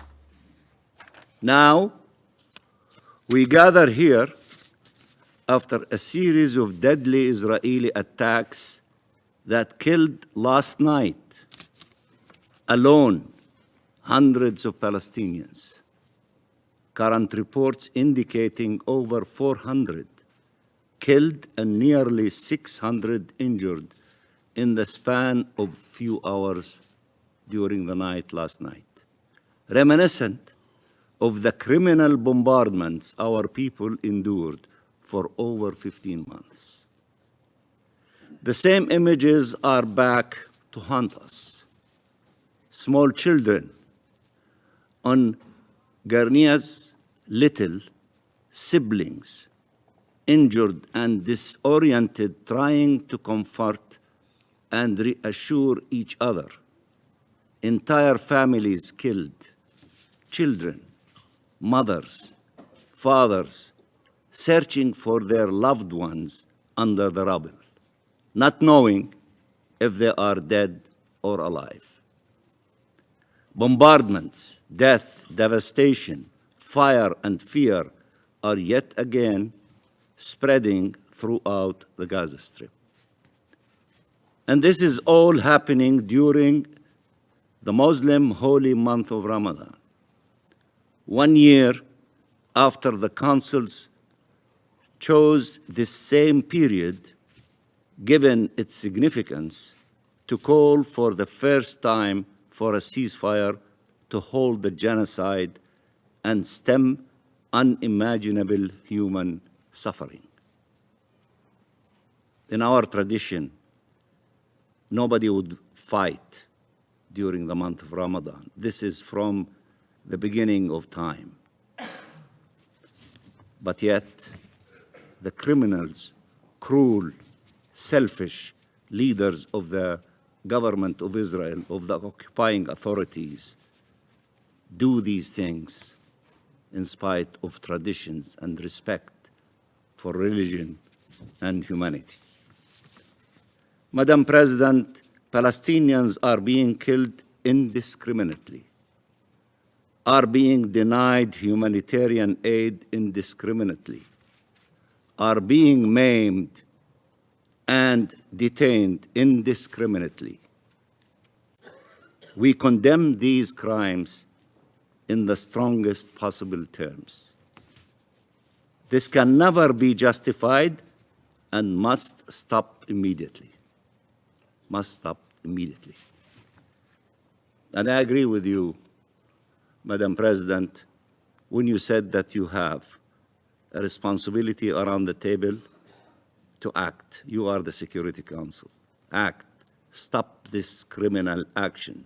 Stop them from denying our people food in the month of Ramadan and water and the hospitals to operate. Act. You have resolutions. Act. You have power. Act. Or, as my friend, the ambassador of Slovenia said, you become irrelevant. Act according to the power given to you by the Charter of the United Nations. Madam President, ceasefire works. It is the only thing that does. It stopped the bloodshed. It allowed the entry of humanitarian aid Israel had long denied. It allowed the release of hostages and prisoners.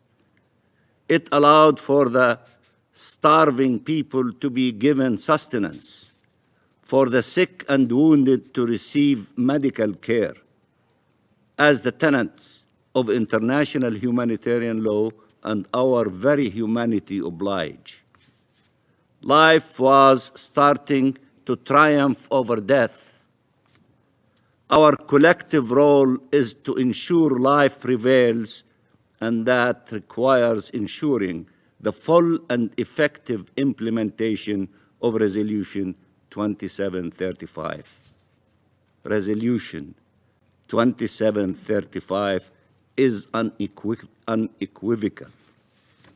It clearly spells out the terms of each phase and the obligations of each side.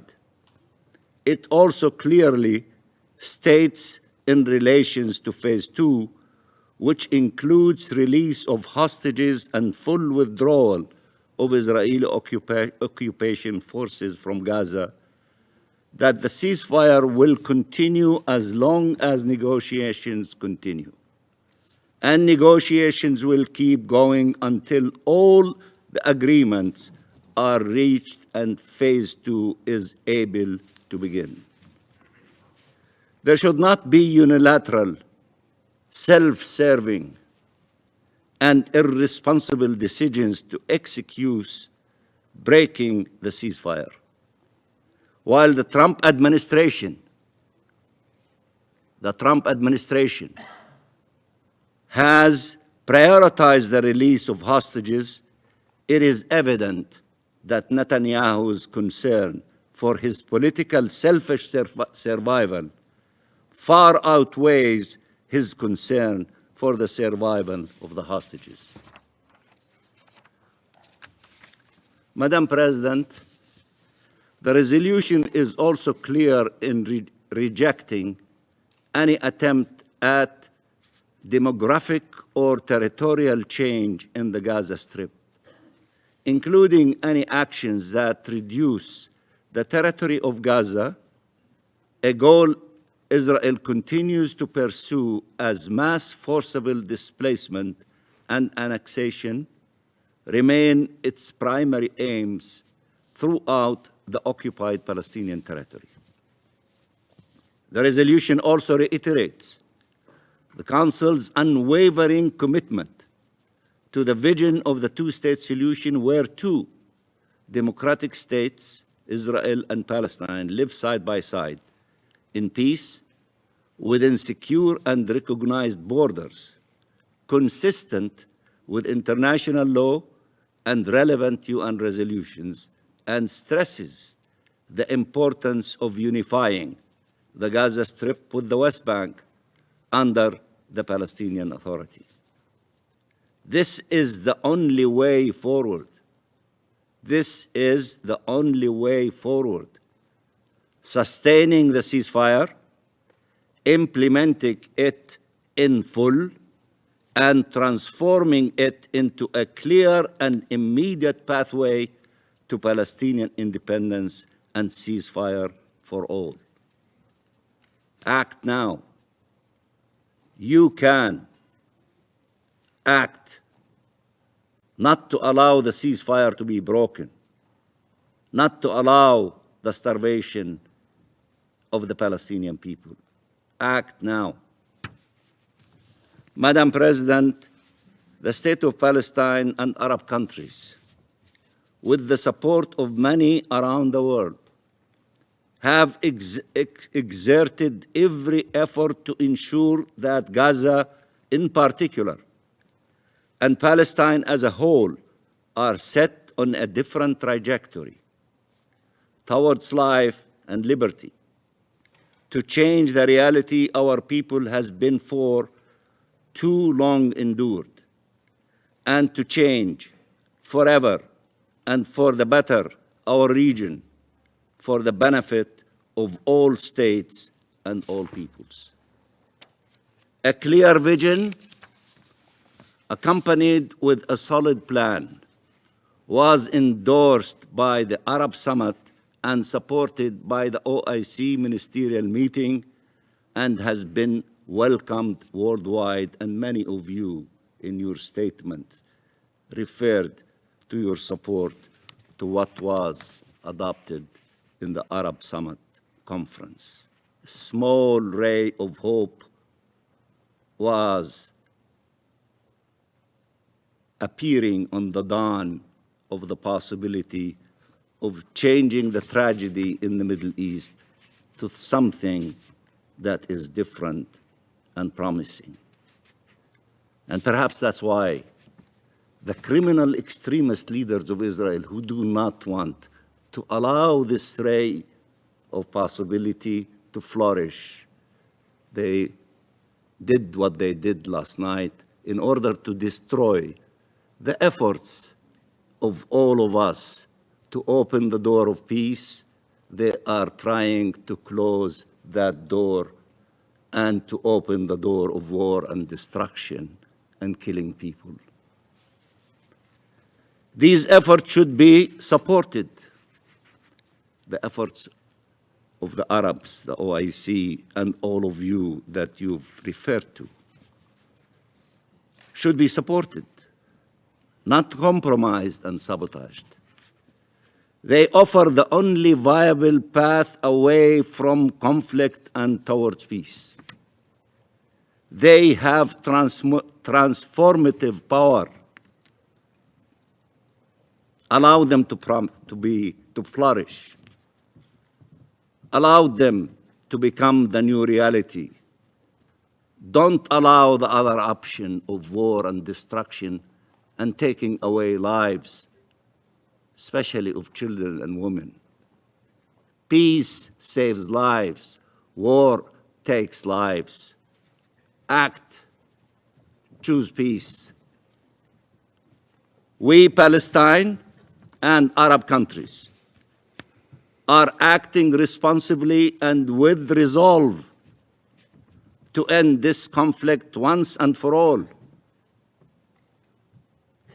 We are acting responsibly and with resolve to end this conflict once and for all.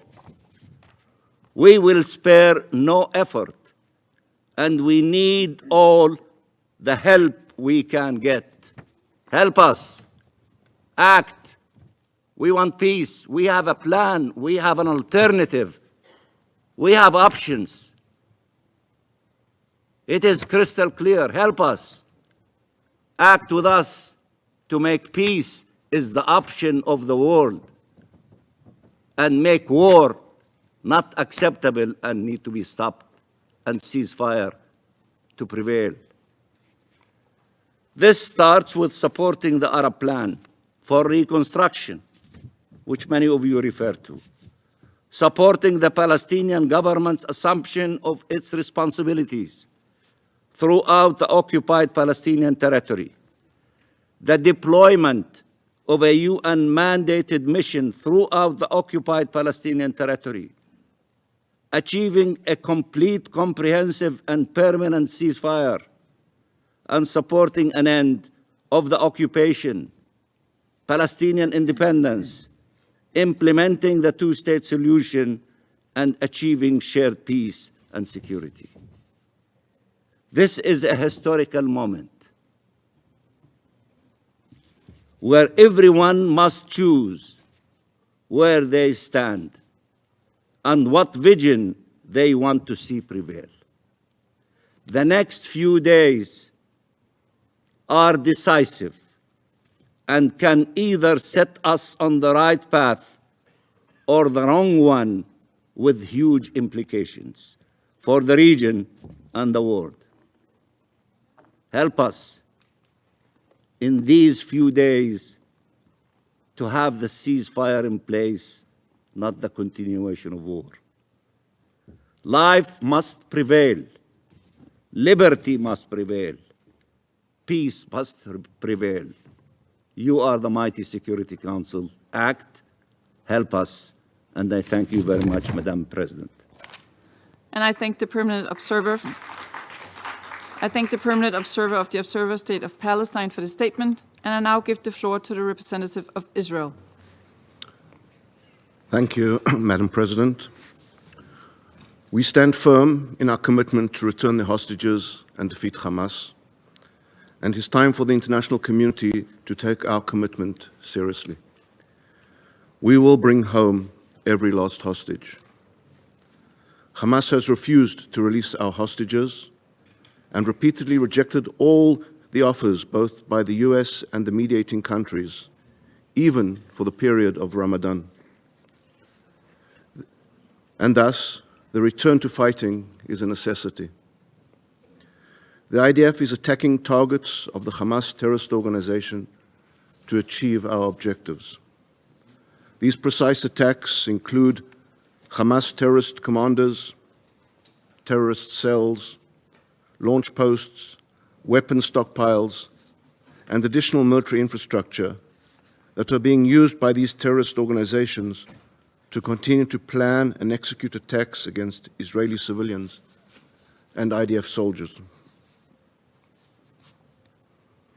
However, we are drawn into a discussion today not to alleviate suffering, not to seek truth, but to indulge the political agenda of certain members of this Council, those who wield humanitarian rhetoric and feigned concern as a weapon, turning a blind eye to the primary cause of suffering in Gaza, the Hamas terrorist organization, which continues to hold 59 innocent hostages.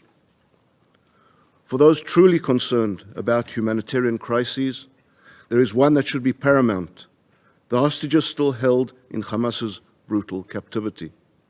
Men, women, children, the elderly, innocents ripped from their homes and subjected to horrors beyond comprehension. Many are already believed to be dead, while others continue to be tormented day after day. For over a year and 4 months, they have been deprived of sunlight, medical care, the comfort of their family's embrace. Their conditions are unknown, their treatment unimaginable. This is the most urgent humanitarian crisis, and yet those who claim to be the loudest voices for human rights have somehow lost their voices on this matter. So let us be clear: any discussion of humanitarian suffering that does not begin with the hostage release is not an honest discussion. For months, Israel took unprecedented steps to facilitate humanitarian aid into Gaza. Israel's war is against Hamas, not Gaza's civilians. And yet, despite our efforts, Hamas refuses every opportunity for peace. It refuses to release the hostages. Over a 6-week period between January and February alone, Israel facilitated the entry of an unprecedented amount of humanitarian aid into Gaza, over 25,000 aid trucks, averaging more than 4,200 trucks per week. These trucks carried food, medical supplies, and essential goods. This is not speculation, not political rhetoric. This is in fact documented, verifiable, and confirmed by the organizations distributing and supplying the aid. In addition to the thousands of aid trucks, bakeries are operational across Gaza, producing millions of loaves of bread daily. In northern Gaza alone, increased fuel deliveries resulted in a 40% increase in bakery output. The slander that the people of Gaza are currently starving is quite simply untrue. Fuel and gas deliveries also continued over this period. Nearly 1,000 fuel tankers entered Gaza, including 275 to the north. Claims that the electricity cutoff has plunged Gaza into humanitarian collapse are greatly exaggerated, particularly regarding water infrastructure. Water pipes and sewage repair materials were sent to northern Gaza, ensuring that infrastructure remains functional. During the same 6-week period, over 840,000 tents were delivered.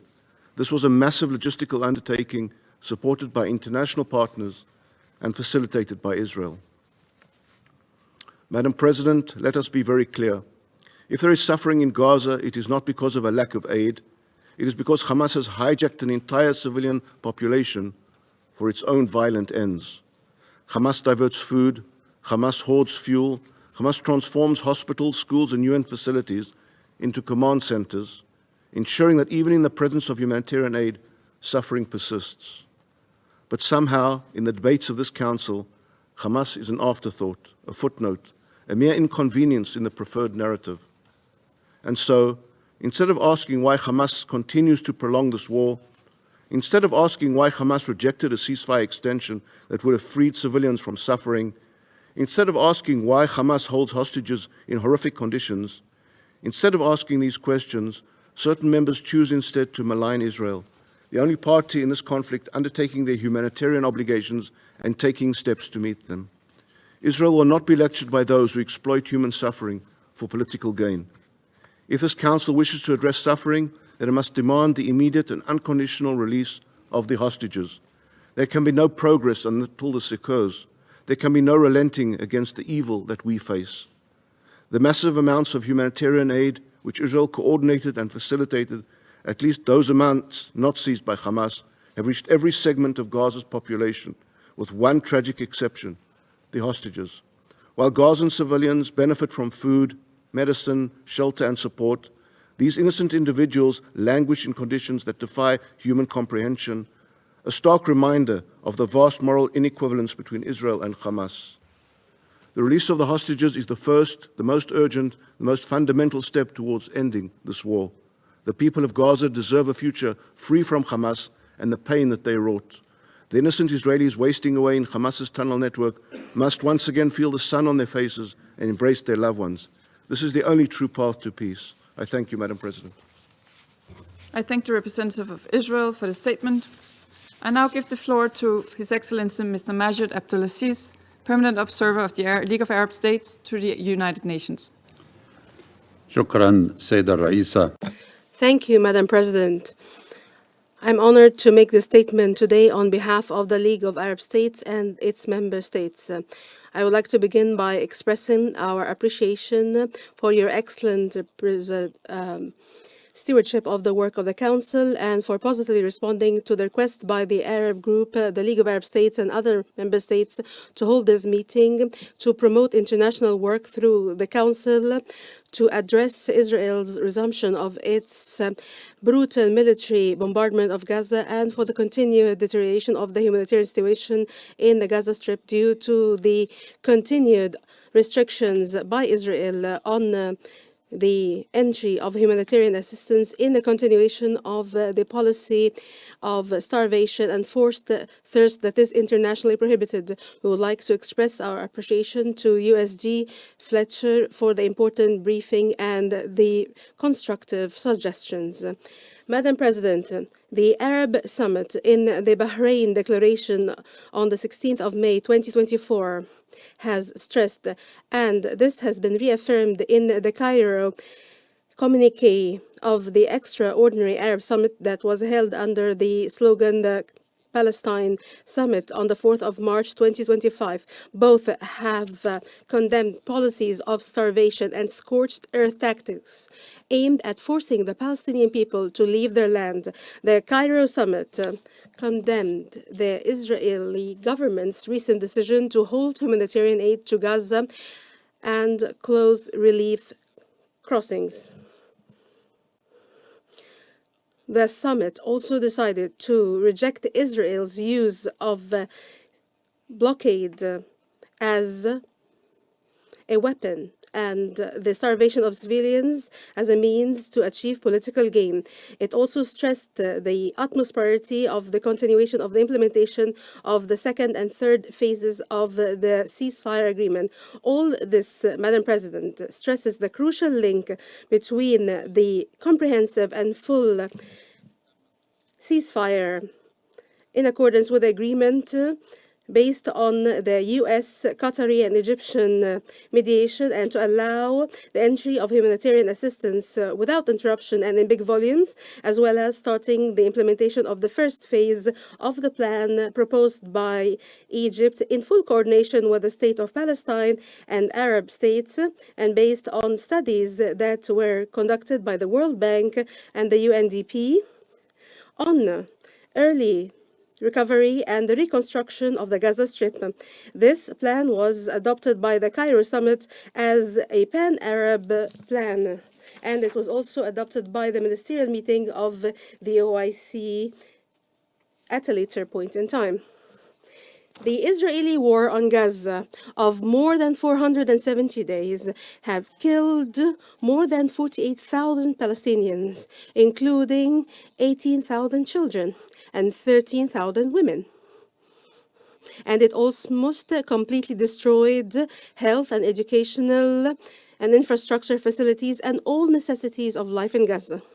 The resumption of the brutal military intensive bombardment of the Gaza Strip and the killing of more than 400 Gazans in Gaza yesterday, and Israel's intensification of the policy of blockade and starvation on the Gaza Strip, and the most recent of which was the decision by the Israeli Ministry of Power to cut the power supply to the vital sectors, including the main desalination water plant. This has added forced thirst to starvation.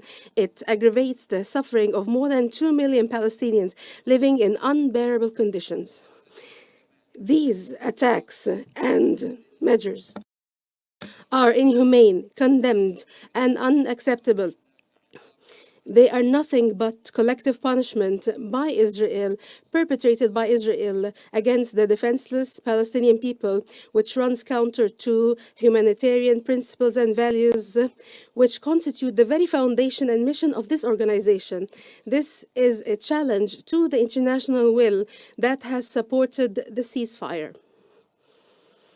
In light of the deterioration of this crisis and Israel's resumption of its intensive military bombardment in Gaza yesterday, the Arab group stresses that the Council needs to shoulder its responsibility this time and to compel Israel to honor its obligations under the ceasefire agreement, including opening all crossings to humanitarian aid and the delivery of medical and fuel items and shelter items, and to restore electricity to the entirety of the Strip, including the water plants, and to meet the basic needs of the people and to alleviate their suffering. The group warns against the Council not taking such measures, which ushers in a catastrophic human disaster with unpredictable consequences. The Arab group and the League of Arab States stresses that the continuation of this crisis and the obstruction of delivery of aid or preventing aid from getting in is a major and a grave violation of Israel's obligations as the occupying power under the international law, UN resolutions, and the rules of human rights, and the Fourth Geneva Convention of 1949, and the advisory opinion of the ICG issued in July 2024, and the provisional measures of the ICJ as well, and all the resolutions adopted by the Security Council and the GA based on the ICJ measures and orders. The group and the League stress that the Council needs to activate international oversight mechanisms to guarantee the delivery of aid safely and in a sustainable manner to all Palestinians in need. There needs to be a promotion of international efforts to ensure the protection of civilian Palestinians and to meet their basic needs immediately and effectively.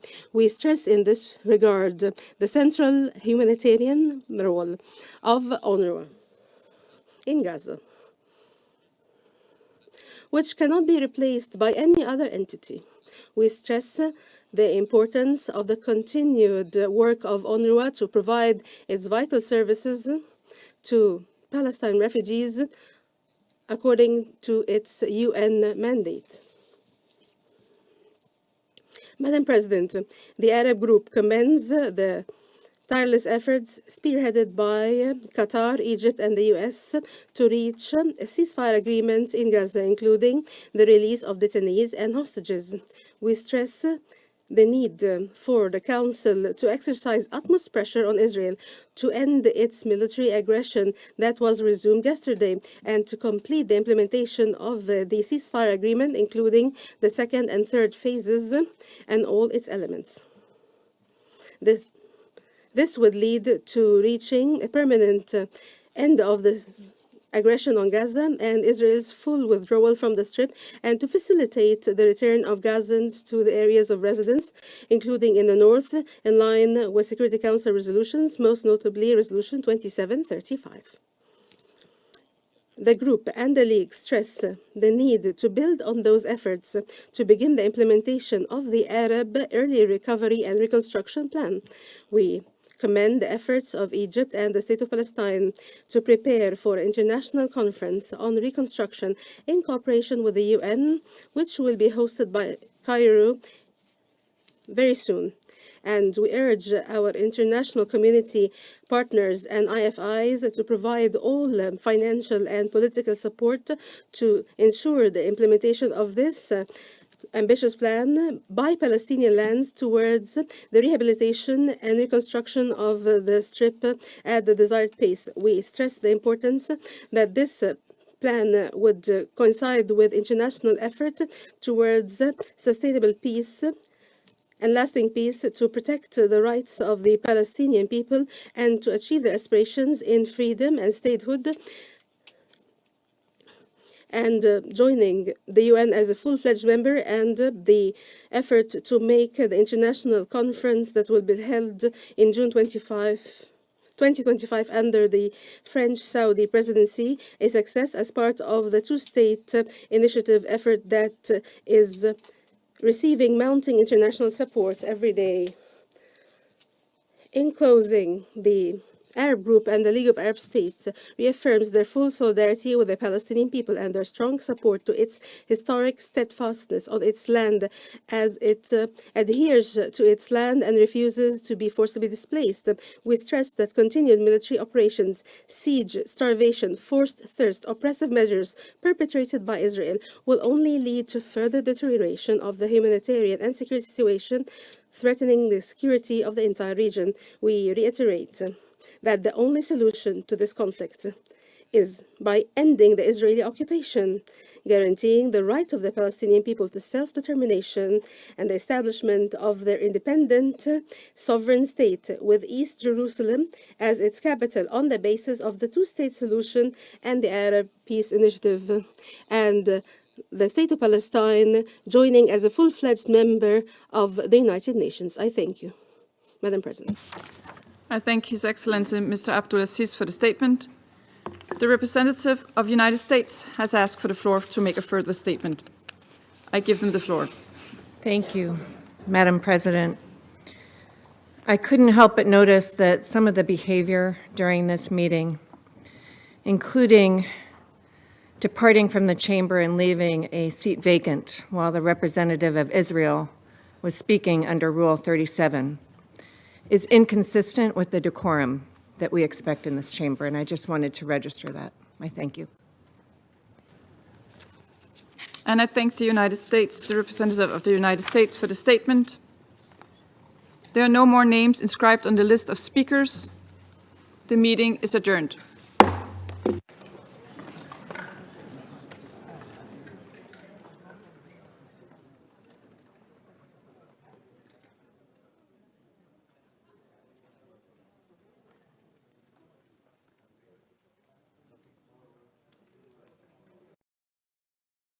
A sea of trash swept in from around the world. Dr. Plastic, as he's affectionately known here, is determined to make a change and turn the next generation into budding environmentalists.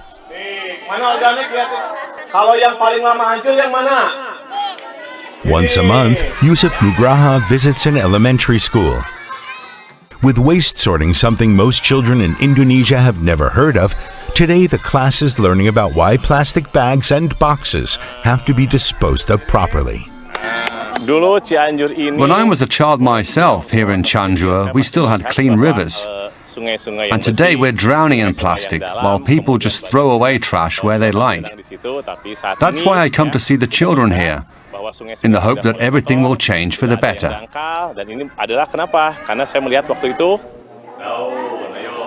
An upbeat outlook that keeps him committed. The older pupils are learning about clean drinking water, another thing that cannot be taken for granted in Indonesia, which is why so many people buy bottled water. The doctor gives them a helpful tip. If I buy water in bottles, I consume a lot of plastic. But if I just fill up my own bottle, I cause a lot less waste.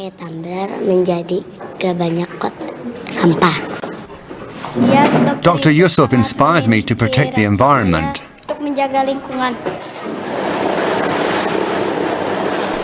Just 10% of plastic waste in Indonesia is recycled.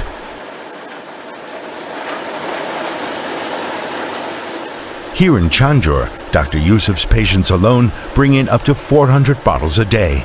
Then they're shredded and sold to recycling facilities.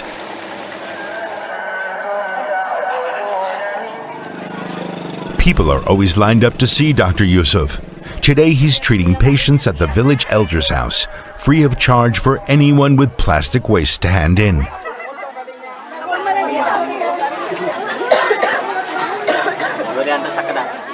Eti, 69 years old, also wants to see him because of muscle pain. While I was in the mosque for Tuesday prayers, our village elder said we should collect bottles. He said the doctor is coming and doing free checkups today.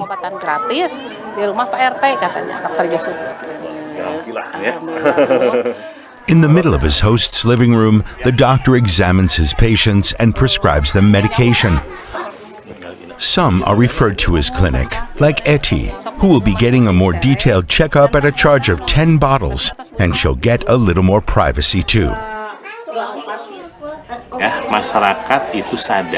I can only hope that people become more careful, that they appreciate the problems associated with plastic waste. Dr. Yusuf Nugraha called his clinic Harapan Sehat, meaning healthy hope, a name reflecting his commitment to improving the condition of the environment and his patients.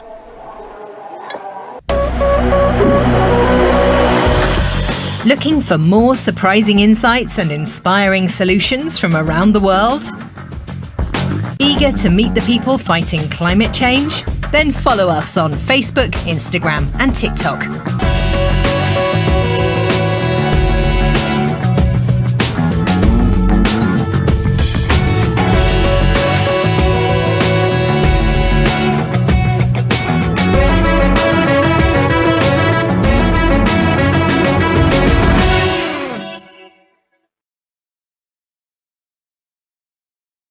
Two days ago, we left our home in North. It was actually very emotional and overwhelming feeling to leave the home, leaving our memories behind, our place, and we don't know if we are returning to our place. And this is not our biggest fear now, of course. We are very worried for our lives. We don't know if there is any shelling will happen here or there. We don't know how safe also the place we are in, because there is no safer place basically in Gaza. We are around 17 people living in very small place, around 70 meters square, children, adults living together with no running water. I had actually today to go to fetch water with jerrycans, and this water basically for the bathroom. We use it for something else. We have some drinking water bottles. We are running out actually of them. So my mission tomorrow basically is going to secure more drinking water if I manage. The communication issue is really a big problem for us, especially on the phone calls as well, because it's very hard to keep connecting with other family members. My brothers and their families are also displaced in different areas in the south, in Rafah and Khan Yunis. I'm trying to manage myself. I'm trying to manage myself a lot, but sometimes I feel like breakdown, like I couldn't handle it anymore. Thankfully, I'm looking to my wife, to my children, and this gives me some hope to continue. I hope this will be over very soon. I hope there will be also the humanitarian aid will come through, and I hope we can reach to the end of this very soon. Thank you. I've been deathly afraid of tsunamis since I was maybe second grade. The biggest worry for us here, now that I have my own family, is that the tsunamis come at nighttime. You know, you're happy just to walk away with your life. The climate crisis is primarily a water crisis. Water-related disasters have more than doubled over the last decade. Let's take action for humanity's lifeblood. For people like me who grew up here in the United States, it's very hard to relate to. I spent my life only a few steps away from a clean drink of water, whether it was my kitchen sink or my bathroom sink. The heat wave is sending more people to ERs in the valley. Anybody need water? Here, of course, in our desert city, we've never had the luxury of taking water for granted. And I think in the future, other cities will lose that luxury.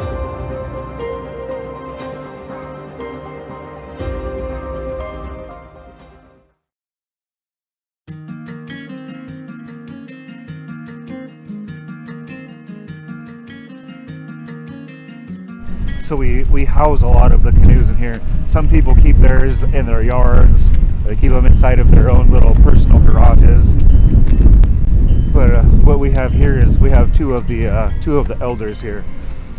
They're both woodworkers. You don't have them cut yet? Oh my goodness. Where do you get good help at? I didn't bring it, I forgot it. This is made out of one tree that was over 1,000 years old. If there was a gold 13,000 years ago when we were here, this is a Native American gold. We had a couple of elders on that first street there that were actually trapped in their home, and we had to send a boat in, to get them out, get them warm, feed them, so on and so forth, and house them for a week. When the floodwaters came in here last year, they were just about a half of a block away from me. So I was really close to the point of having to move too, but I didn't. I don't know. It's a tough call to want to move away from this. So we're all people of the water here. This water's been feeding our people and keeping us alive for the last 13,000 years. We've always been here. I've been through 4 tsunami evacuations here inside of the village since I was a young boy. We have these tsunami sirens that we're really fortunate to have, but they say that they're good for about 10 to 15 minutes of evacuation time. That means no belongings, no pictures. You kind of just walk away, and you're happy just to walk away with your life. relocation came about because of the threat of the rising tide. When your front street here starts to flood, it causes you to realize, our people are not safe. And when our seawalls start to breach, which is what's been happening, and FEMA and other organizations, you have to be in crisis mode for them to come out and fix something. Well, you don't want to get to that mode. Traditionally, our people have always made our villages along the river here, or along the ocean, and that's because all of our food stuff is from right there. So it's so much easier to roll out of the bed and go out the house, to jump in your canoe, and you're already at the fishing ground. We should not shy away from looking at ancient wisdom and knowledge to integrate that into technical knowledge that we have to locate and relocate people and infrastructure, because very often you can find from ancient ways of how people settled, how they lived, where they lived, good hints on where it makes sense to live. We know this land best because of our ties here. And we've lived this way for thousands of years. Getting folks to think outside of that, it's been a process. We've had to really educate on why this is important. We're not trying to take anything away from our traditional way of life. We still want you to fish. We still want you to do those things. You just might have to drive down the hill to do it. I always tell people that the Quinault's been fishing since we could walk, since the beginning of time. That first time it flooded, this area of my street started filling, and then it just started spreading, like just really slowly out and over the field and over to the government buildings over there and back connecting to the mouth of the river. But the second time it flooded, it looked like this. Like it was a beautiful blue sky, clear day, the sun was out, and we just had the king tides coupled with that wind, and it was enough to give it the power to come over.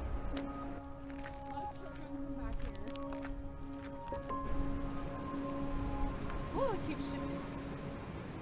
Every time I post it, they're always super jealous of all my posts until that 1 week comes in winter when everything floods again.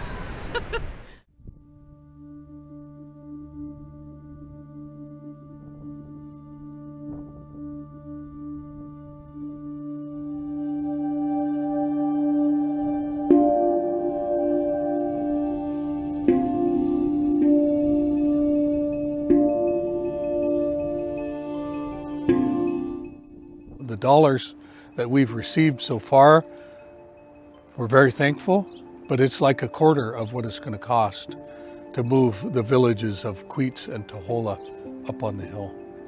So there's still a lot more resources needed. There's a lot more work yet to be done. We've always governed ourselves. To govern ourselves is critical, for Indian people. Our world is changing, and we see that and we know that. So we're trying to adapt our management style. We have to do that, not just for us, but for our grandkids and their grandkids and 7 generations down the road. If we don't do that, then there won't be no fish here. There won't be no trees here. As we go farther down the road here, we finally just opened up phase 1 of our relocation stages. About 20 years ago, the relocation of our medical facility was the first to move out of the tsunami zone. A project like this is a little bit overwhelming. We were fortunate enough to be able to get our own $10 million into this infrastructure, and we recently received $25 million from the Biden administration. Our housing department will be moving through here next, and the finished product will be 59 residential lots. The climate crisis is primarily a water crisis. I think best reflected or expressed in 2 things.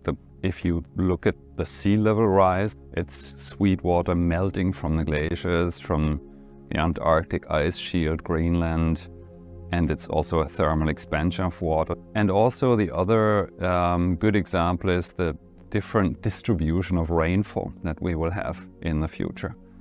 We are starting to see that. We have longer dry spells. Related to that, we have more fires. So all our environment changes if the rainfall changes, because the rainfall is that moisture in our ecosystems, in the soils, that lets our plants grow, but B also protects us from extreme heat and dryness and those factors. No rain here in the valley, just dealing with the heat, but we've got excessive heat warnings through next Tuesday. And even in the high country, it's going to be well above average. We've got a heat advisory Friday through Sunday. And this is where it gets kind of crazy here. 118 degrees with lows in the 90s. It's going to get hot.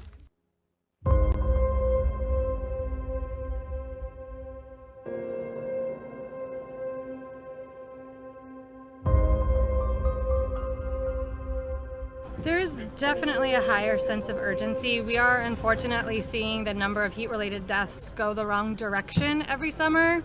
For me, if I could just get that number to stop, that would be a win. And then obviously if we can start decreasing it, then that's really what we want to see.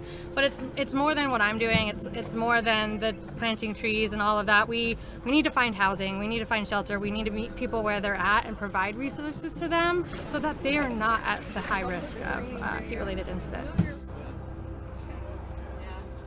What we're telling people as we're out here is if you start getting dizzy, if you start feeling faint, it's actually if your heart rate starts to go down and you're just really starting to lose ability to make decisions, you need to get inside. It's about knowing those couple of triggers, letting them know that the libraries and churches act as cooling centers and respite centers for them to get inside and to drink some water because it gets dangerous really fast. Does anybody need water? Absolutely shocking is a good word for it. We are headed into Arizona heat season, so we know what's coming, and these people are exposed and out in the heat all day long, and it's going to hit 120. There's unfortunately been a governance gap for heat. Residents know who to go to pick up their trash. They know who to call if there's a fire in their neighborhood. They know who to go if they're having problems with the public infrastructure, the public works. But what if you feel like your neighborhood is too hot? What if you're concerned about the number of people who are getting sick or dying from heat? Who's the problem owner? We're really proud here in the city of Phoenix to have the first publicly funded local government office focused on extreme heat. There's no one here in Phoenix for whom heat isn't some sort of inconvenience. Maybe the seatbelt buckle is too hot. Maybe we pay a little bit more than we'd like on our air conditioning bills. But for some people, heat's an inconvenience. I would absolutely characterize the situation for a portion of the population as an emergency. People are going to the hospital. People are dying. People are calling 911 because of their experience with heat. Unfortunately, we've seen rising public health impacts from heat here in our region. Last summer, we just set another record of heat-associated deaths. 425 people died prematurely because of heat in our county. People experiencing homelessness have approximately a 300 to 400 times higher rate of heat-associated death than the rest of the population. So the best investments we can make to move the needle there are in affordable housing, in shelter. We think that the heat risks in the community are held by a relatively small segment of the population, which is good news, and that it means we can be very focused. I think what we can do is provide guidance, direction, energy, and evaluation to ensure that we remain focused on this really important challenge. I think the water situation, whether it's a function of having too much water in some places or too little water in other places, is absolutely the result of climate change. After World War II, when the advent of air conditioning came into play, we really became a destination for people to relocate and move their businesses and move their lifestyles and come to the desert. The problem then we encountered post-World War II was we still had very healthy agriculture going on locally, and then we had a growing, burgeoning population that really started to move in. And people gradually changed their behavior in terms of how they think about water and how they use water. And so we've seen that as a tangible result in that we've seen demand for water in the Phoenix metro area go down about 30% in the last 30 years, and that trend continues to go downward. Phoenix was actually very carefully chosen by ancient Native Americans who first came here and established a really impressive and extensive agricultural civilization.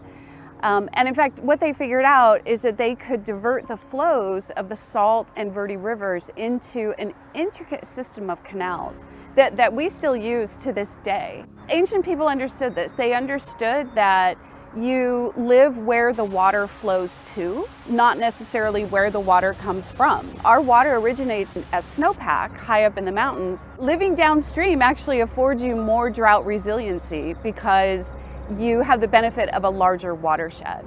The state of Arizona has been experiencing a very extreme drought over the last approximately 20 years or so. And in fact, we can tell from tree ring analysis that it's likely the worst 20-year drought in about 1,200 years. Scarcity is a challenge, but I think it's a little bit of an easier challenge to overcome than sea level rise, for example. It is much easier to move a relatively small amount of water from where it is now to where it needs to be in the future to meet demands than it is to move entire oceans out of cities.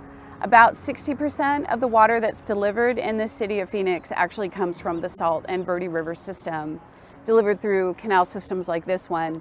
A little less than 40% of the water delivered in Phoenix comes from the Colorado River, and then a very small amount is groundwater. So Phoenix actually invested about on the order of $500 million so that it could move water supplies from the Salt and Verde River system into parts of Phoenix that today are dependent on the Colorado River. We like our sprawl, right? We are not a particularly dense city. Here there's a lot of land and homes and businesses are very spread out. And what that means is that we have a very large water distribution system, and it's an expensive one.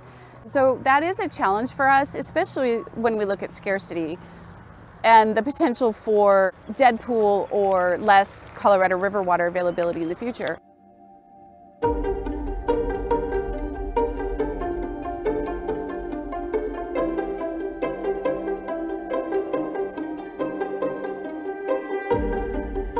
We have a lot of options to react to droughts or to preempt impacts of droughts, but those can only normally be leveraged if we work together across different sectors and across different disciplines, science disciplines, and also across borders. Yes, if a drought is only occurring in one country, it's a country-level problem, but in the end, the droughts that we face are not respecting any borders, and it makes more sense to address these issues in a regional or even a global effort. My hope is that we're able to move our villages up on the hill, ensure that future generations are safe, also ensure that our way of life is maintained. You know, because without that way of life, then what are we? And are we any more Quinault? I know that it's best for my family if I go ahead and move up there. I know it'll make my kids feel better because now it's just a part of their schooling, because their school is in a flood zone too. They have to practice and understand and know about tsunami drills, earthquake drills, all of those things, and that's scary to a little kid. I'm still torn, like it's still a little bit heartbreaking to think about moving out of the lower village, because on these days, like when you forget what winter is like you can open your window and I can hear the eagles in the trees, like I can hear them coming from over there, flying out to the ocean. I'm gonna miss those things.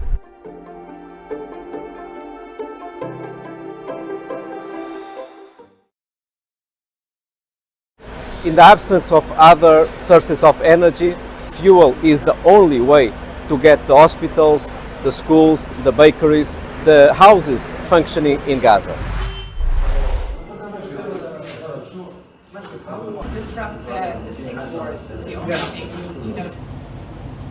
Before the war, UNOPS had provided and installed 1,500 solar panels that used to be here. During the war, those panels disappeared because people didn't have any other option to get electricity at home. Now we bring the fuel every day, and from the fuel they produce electricity from those generations. Before the ceasefire, UNOPS could only bring per day 100,000 liters. Now, with the ceasefire, we are bringing and distributing 1.3 million liters per day. We are also monitoring the fuel to ensure that there are proper use of it. UNOPS is committed to supporting not only on the short term through humanitarian aid, but also preparing for the next phase with early recovery and reconstruction. And for that, it's fundamental that the ceasefire lasts. Sudan is in the grip of a crisis of staggering scale and brutality. A crisis that is increasingly spilling over into the wider region.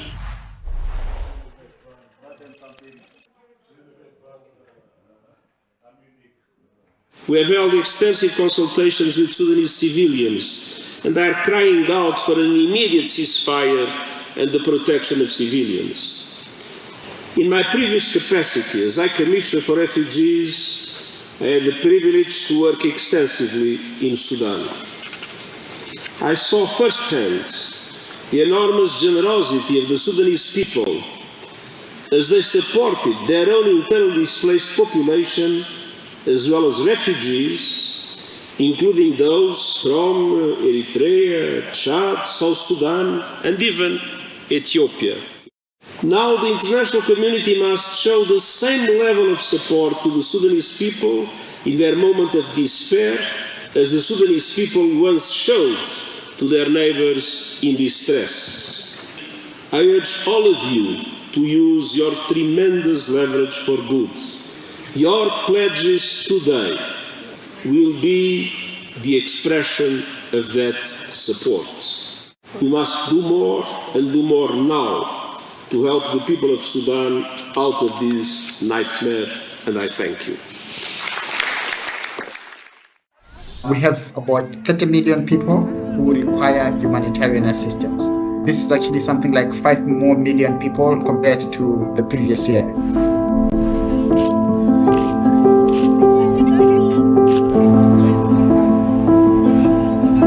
We also call this actually a protection crisis because of the heavy price that the people have to pay. There is an upsurge in the attacks of the general population at large, the health facilities, civilian infrastructure, and so forth. And the question then is it getting worse?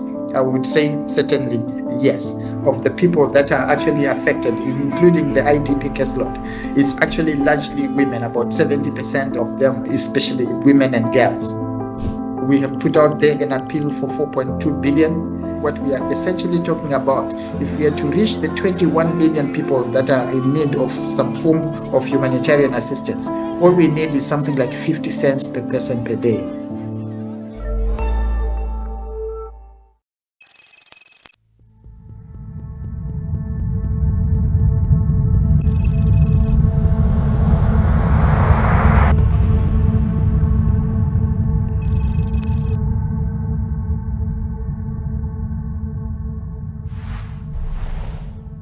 It's another, obviously increases the risks of a horrendous and uncontrollable nuclear accident. And I think the Secretary General has repeatedly expressed that opinion throughout the unfolding situation in and around Zaporizhzhia.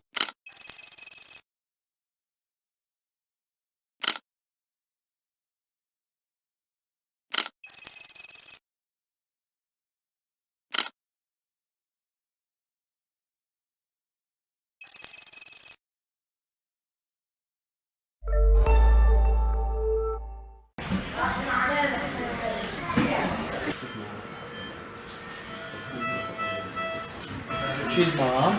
She arrived since 10 days. Have lung contusion injury and leg fracture. She was on mechanical ventilator. Since 3 days she is extubated. But now she's breathing on room air. I hope to be more better.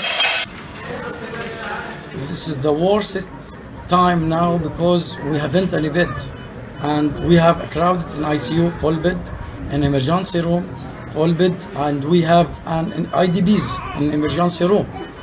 The OR also working 24 hours continuously. Sometimes we work like 24 hours and off 24 hours and another. we need more of medical supplies, like things like to deal with the bleedings, to deal with burn, to deal with fix like wires and pins. We need a lot of things for abdominal gauze, a lot of things for infection control, a lot of experts also to support us in managing of these cases. Automask for all child now facing something like PTSD and need psychological support. So that team here on the staff start to psychological support for this young lady, young child, and use some eating therapy, some like toys for this child.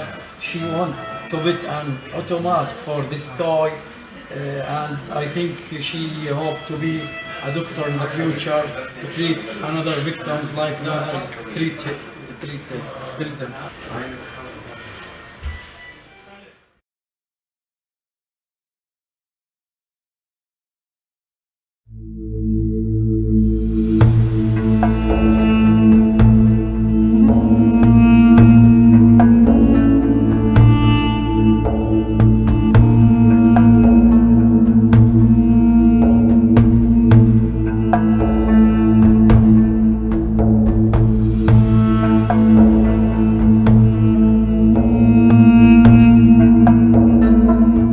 You seem very clever. Were you very good? Are you very good at school? يعني بس أخوي أشطر يعني. Are you excited that you can hopefully see your sister soon? Yeah. So you're going to be her big brother. You're going to have to help look after her, no? أعطيها شغل، أعطيها تسوي لها أي حاجة تلاقيها. الولد يعني الصراحة بده دعم نفسي كتير، بس بيسأل عن أهله، بيستفسر عن أهله، طب مثلا ليش راحوا وسابوني. And you have a very special relationship with Omar, no? زيهم زي أولادنا وأحسن كمان إن شاء الله. قد ما نقدر نعوضهم إحنا حنعوضهم إن شاء الله. بحكي له أنت متذكر صورة بابا وماما يا عمر؟ بحكي لي أنا بضلني أغمض عينيا عشان أتذكر صورتهم ما أنساهمش.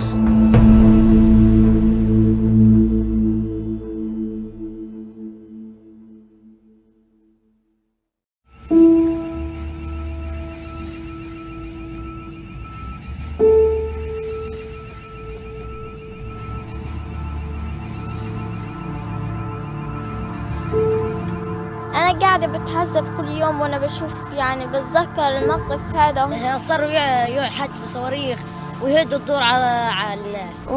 والكوابيس كانت تجيني كل يوم، أما قبل الحرب ما كانش يجيني حاجة الحمد لله. لا أكل نظيف، لا عيشة نظيفة، كتير حاولت أتخطى هاي المحنة. إحنا طبعا بنخاف، إيش يعني إحنا لسه صغار.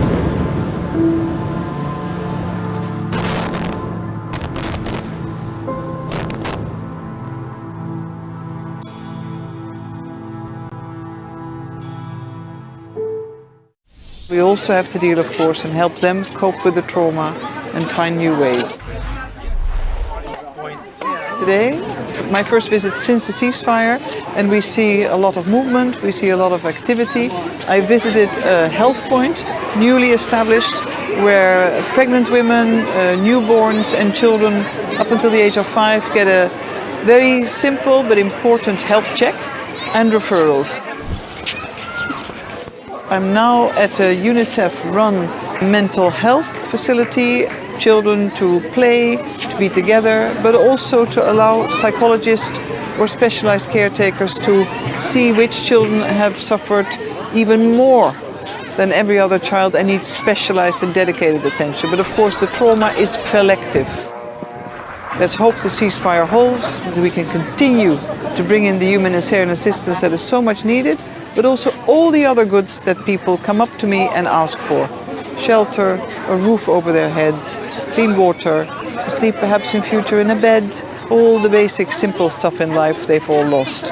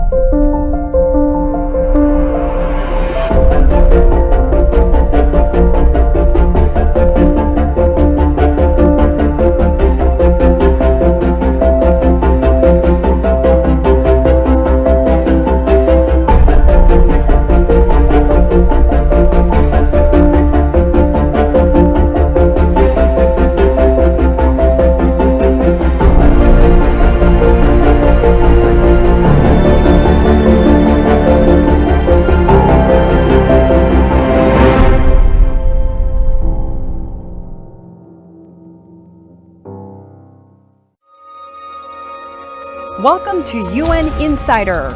I'm Elaine Reyes at the United Nations headquarters in New York.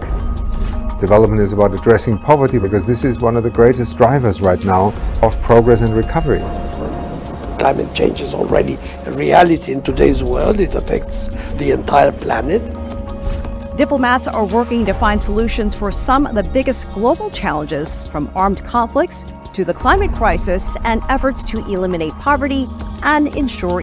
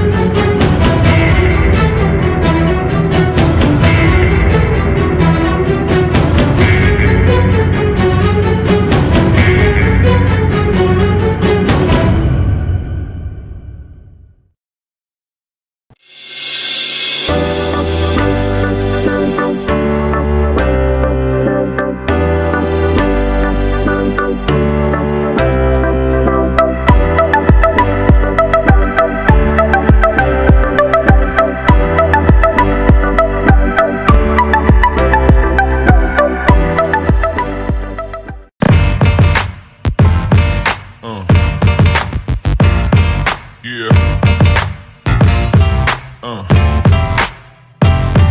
Yeah.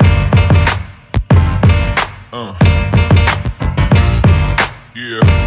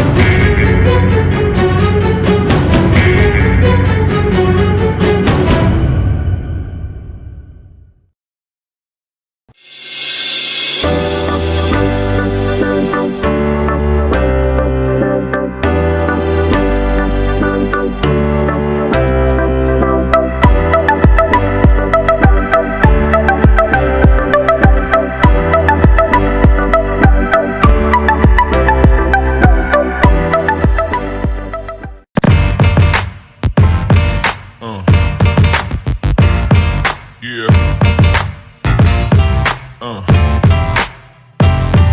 Yeah. Yeah.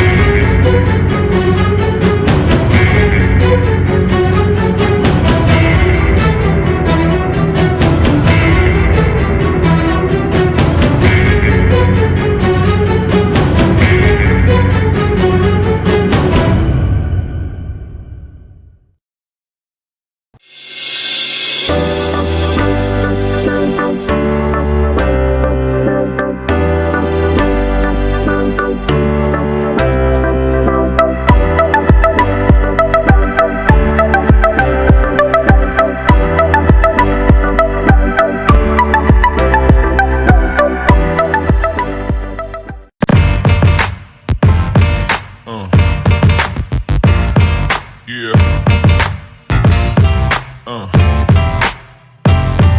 Yeah. Yeah.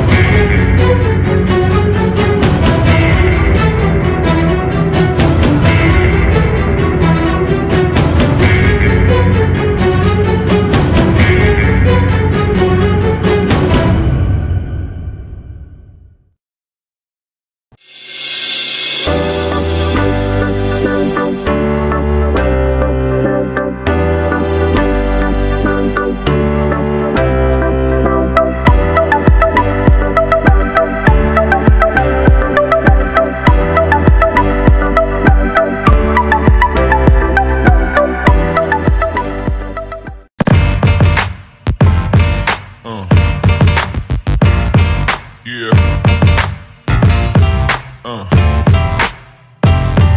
Yeah.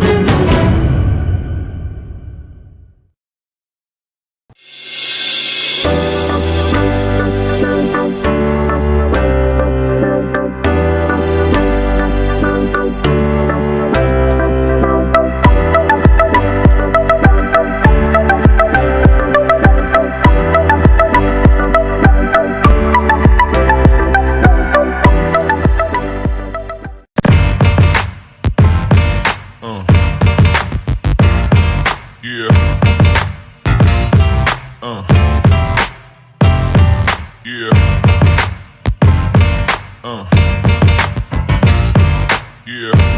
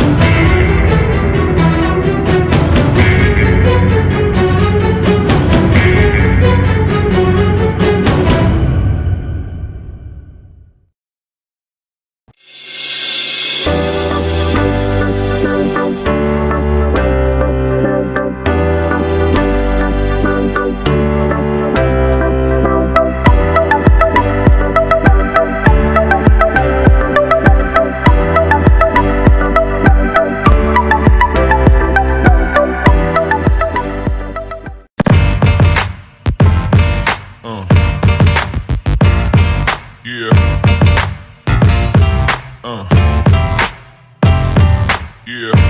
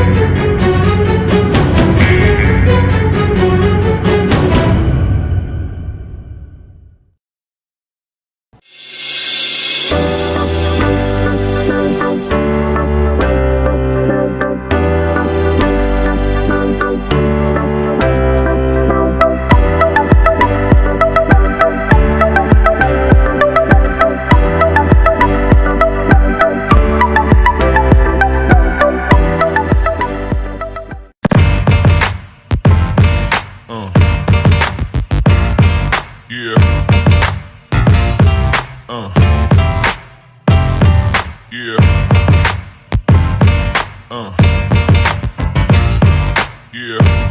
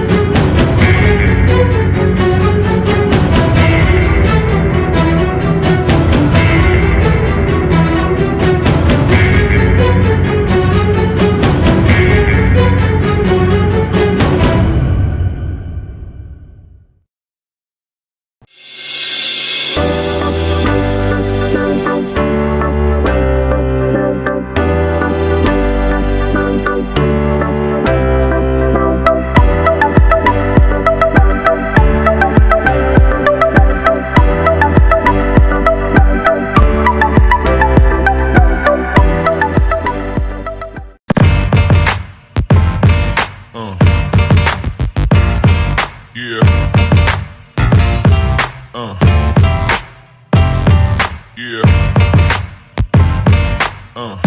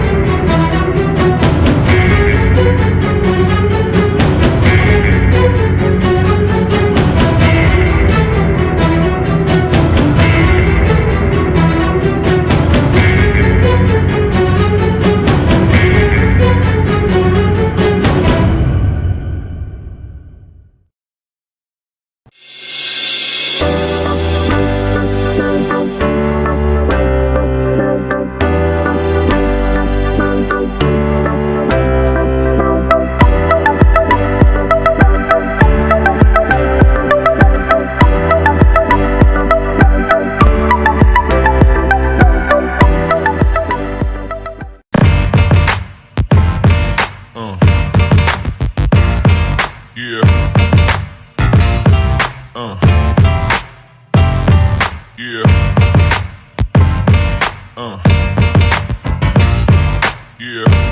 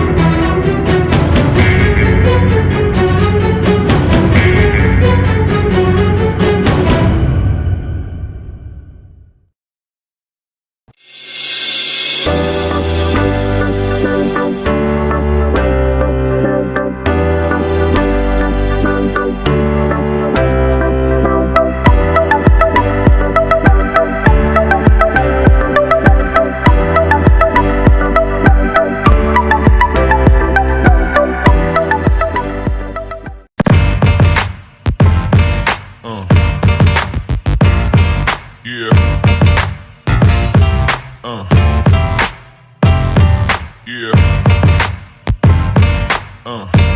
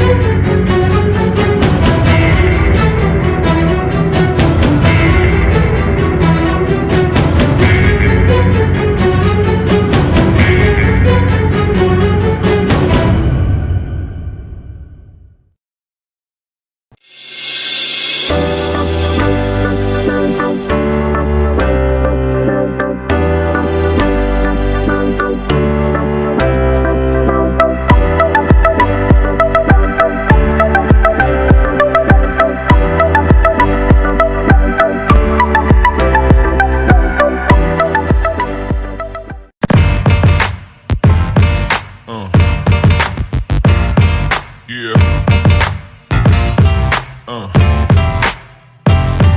Yeah.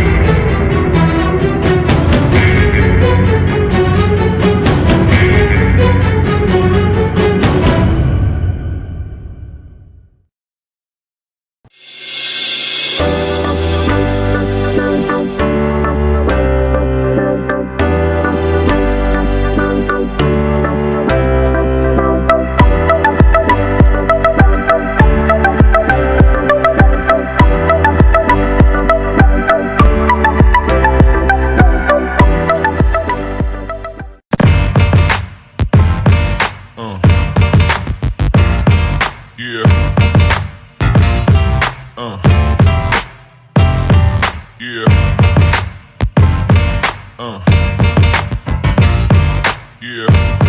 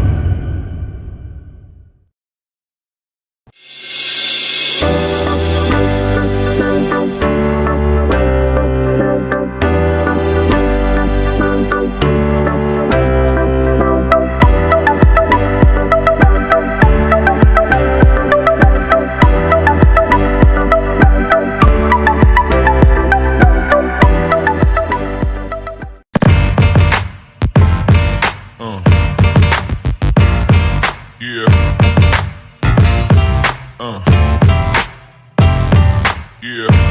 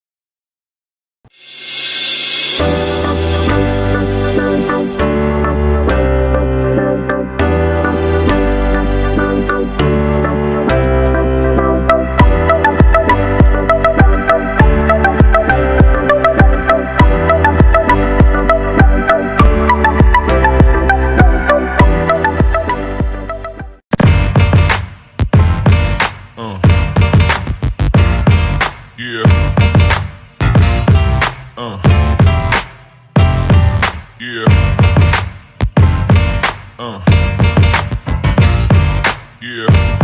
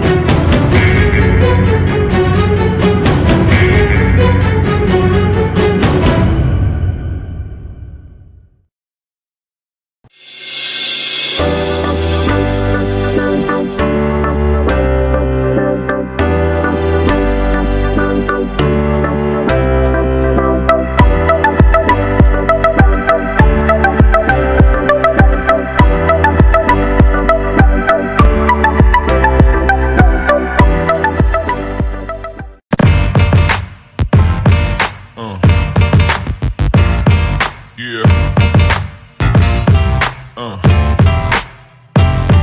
Yeah.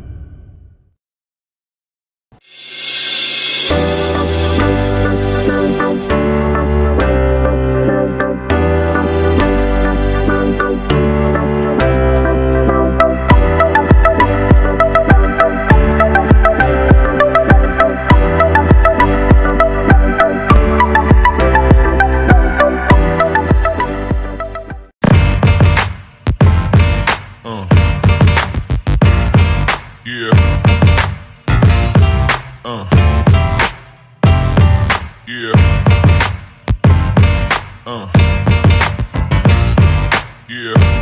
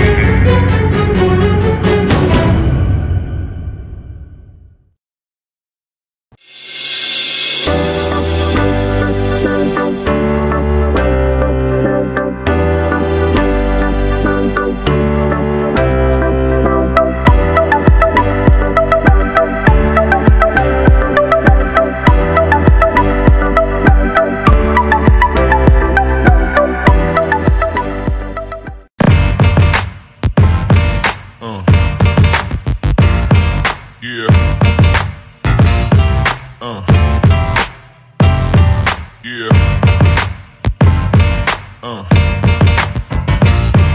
Yeah.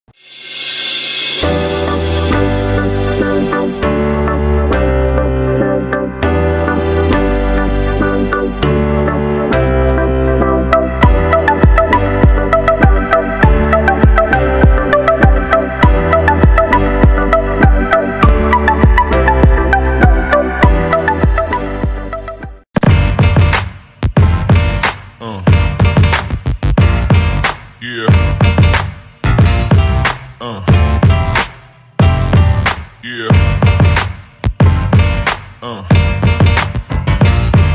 Yeah.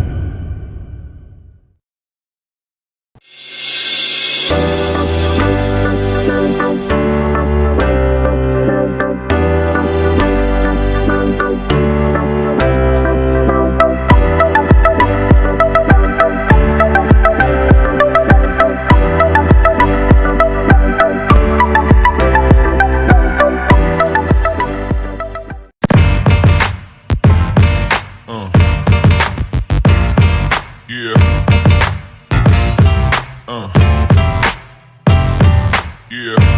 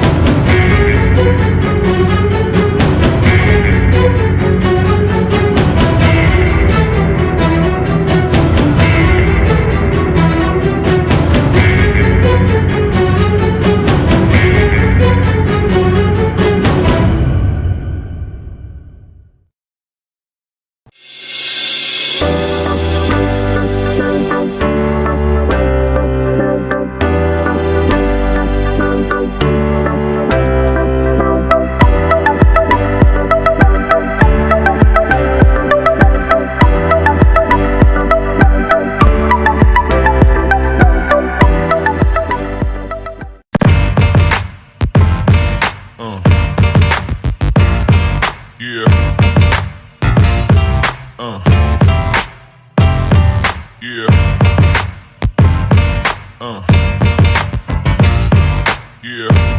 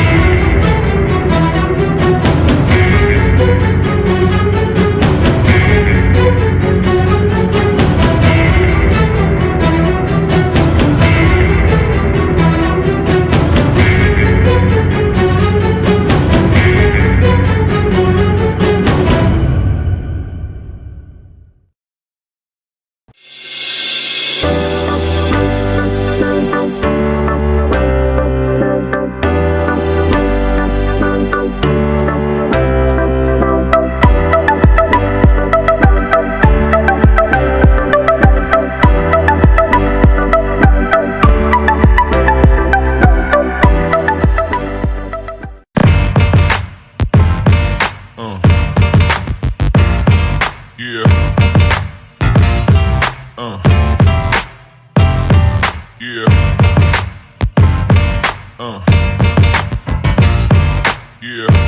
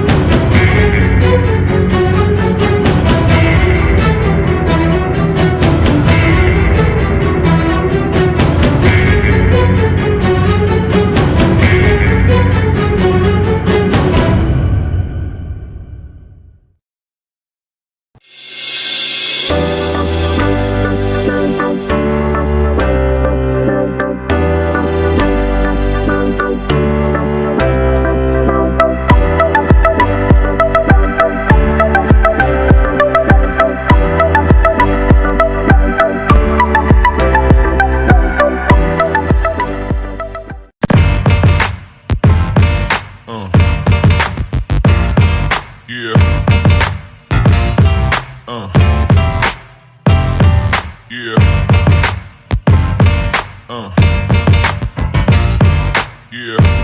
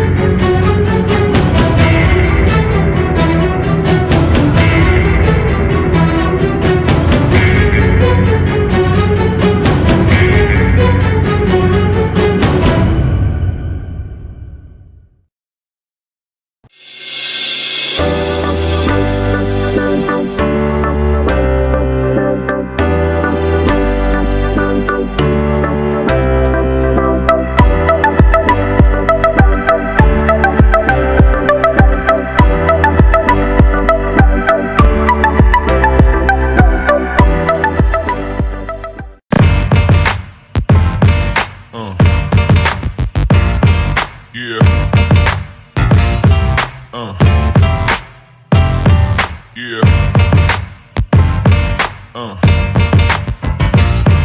Yeah.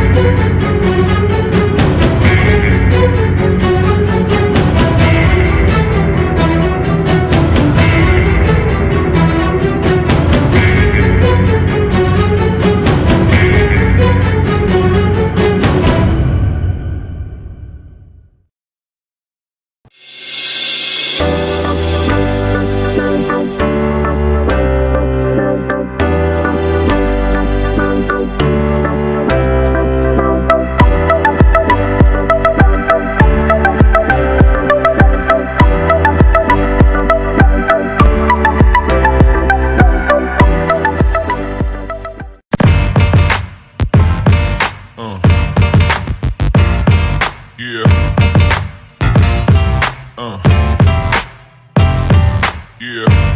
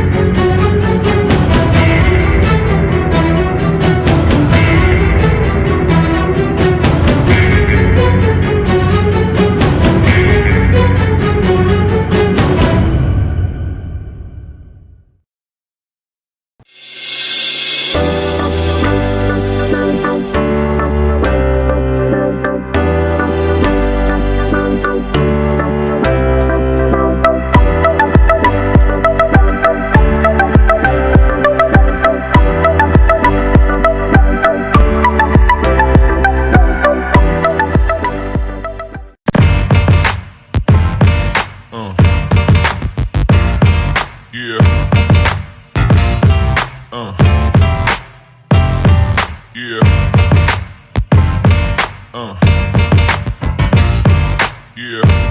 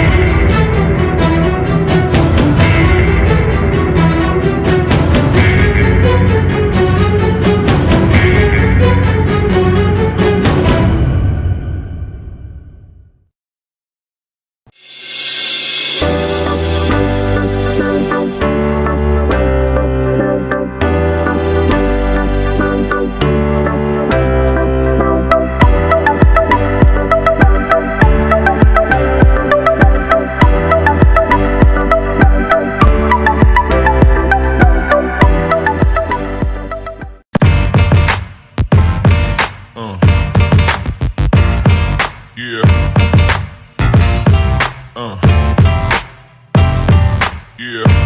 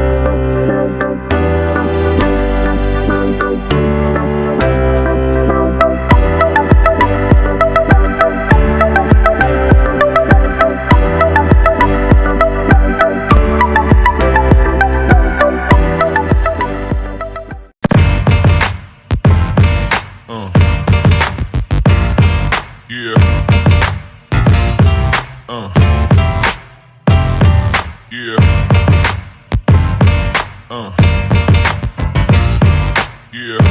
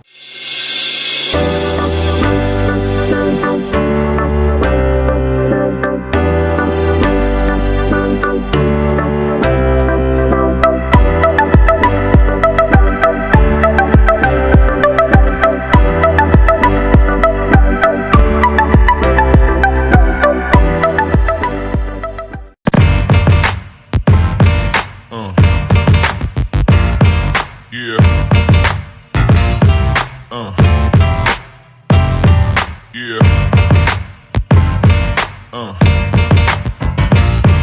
Yeah.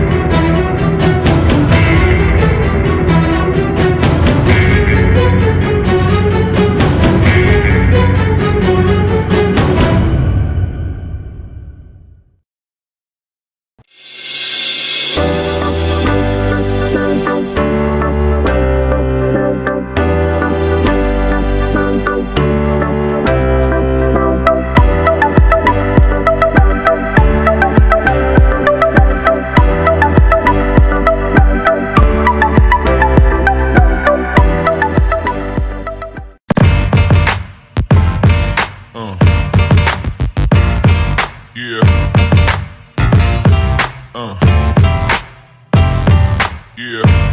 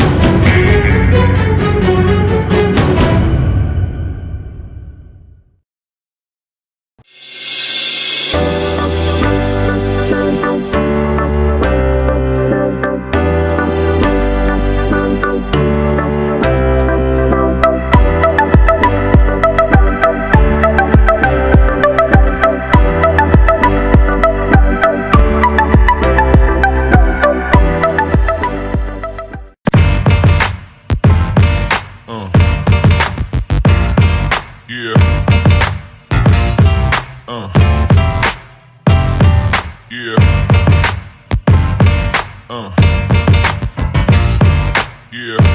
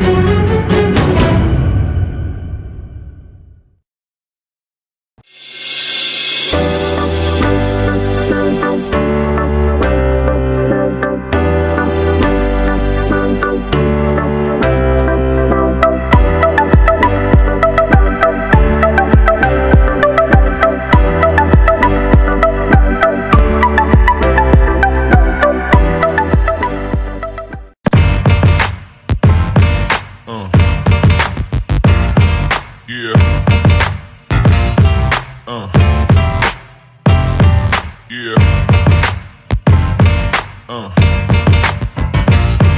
Yeah.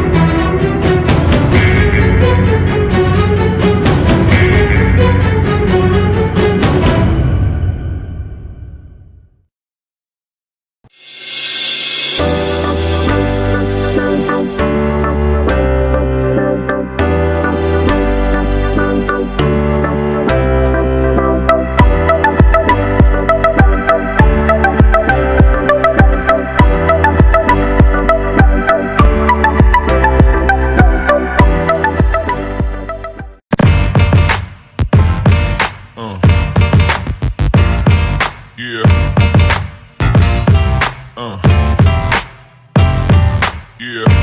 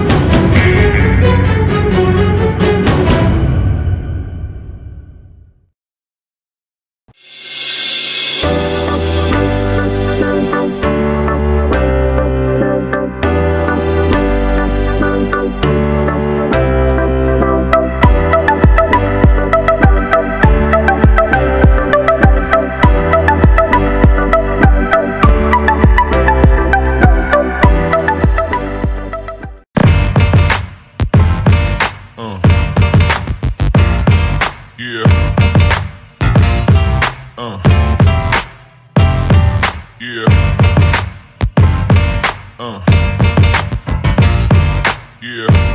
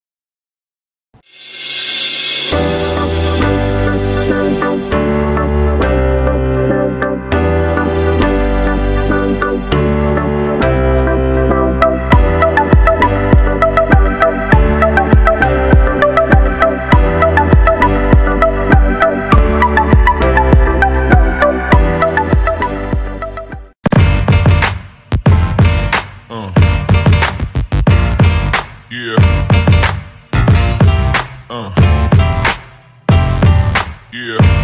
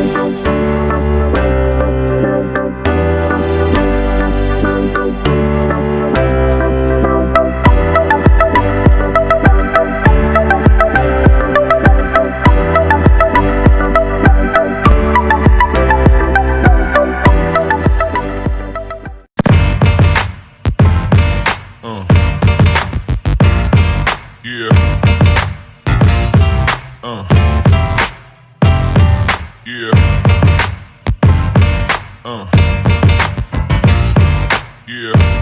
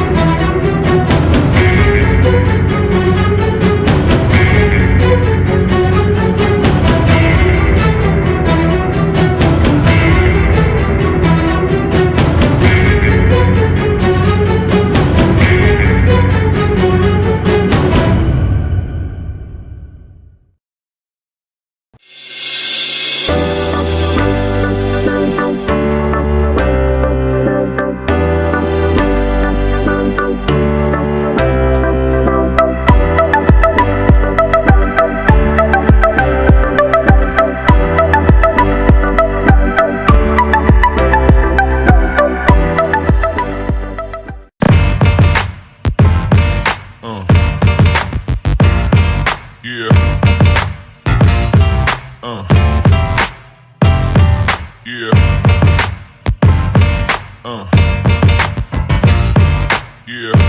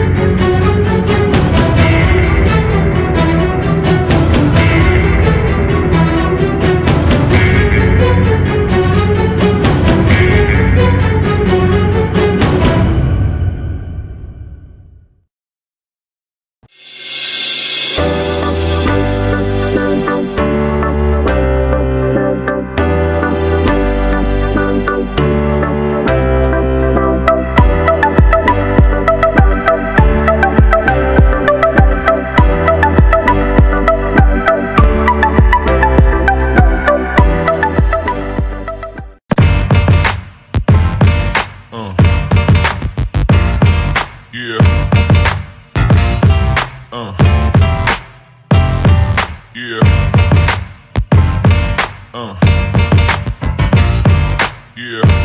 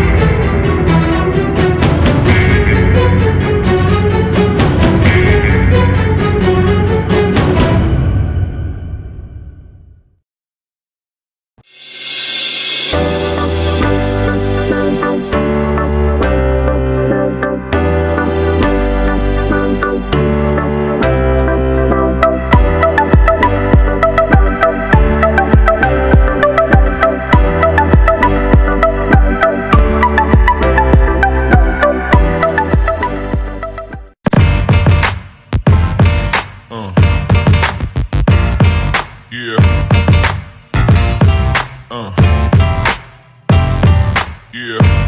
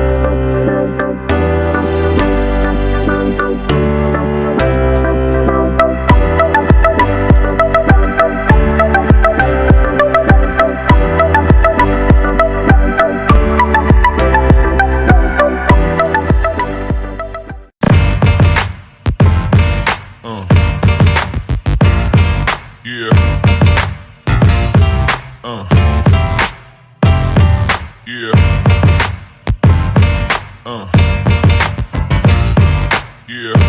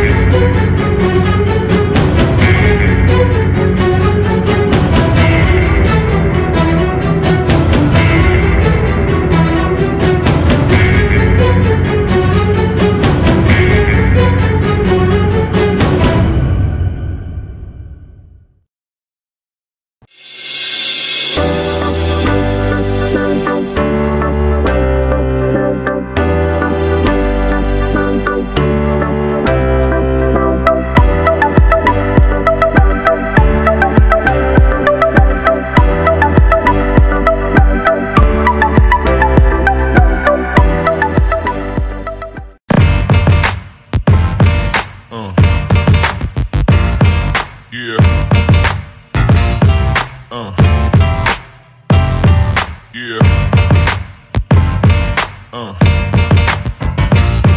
Yeah.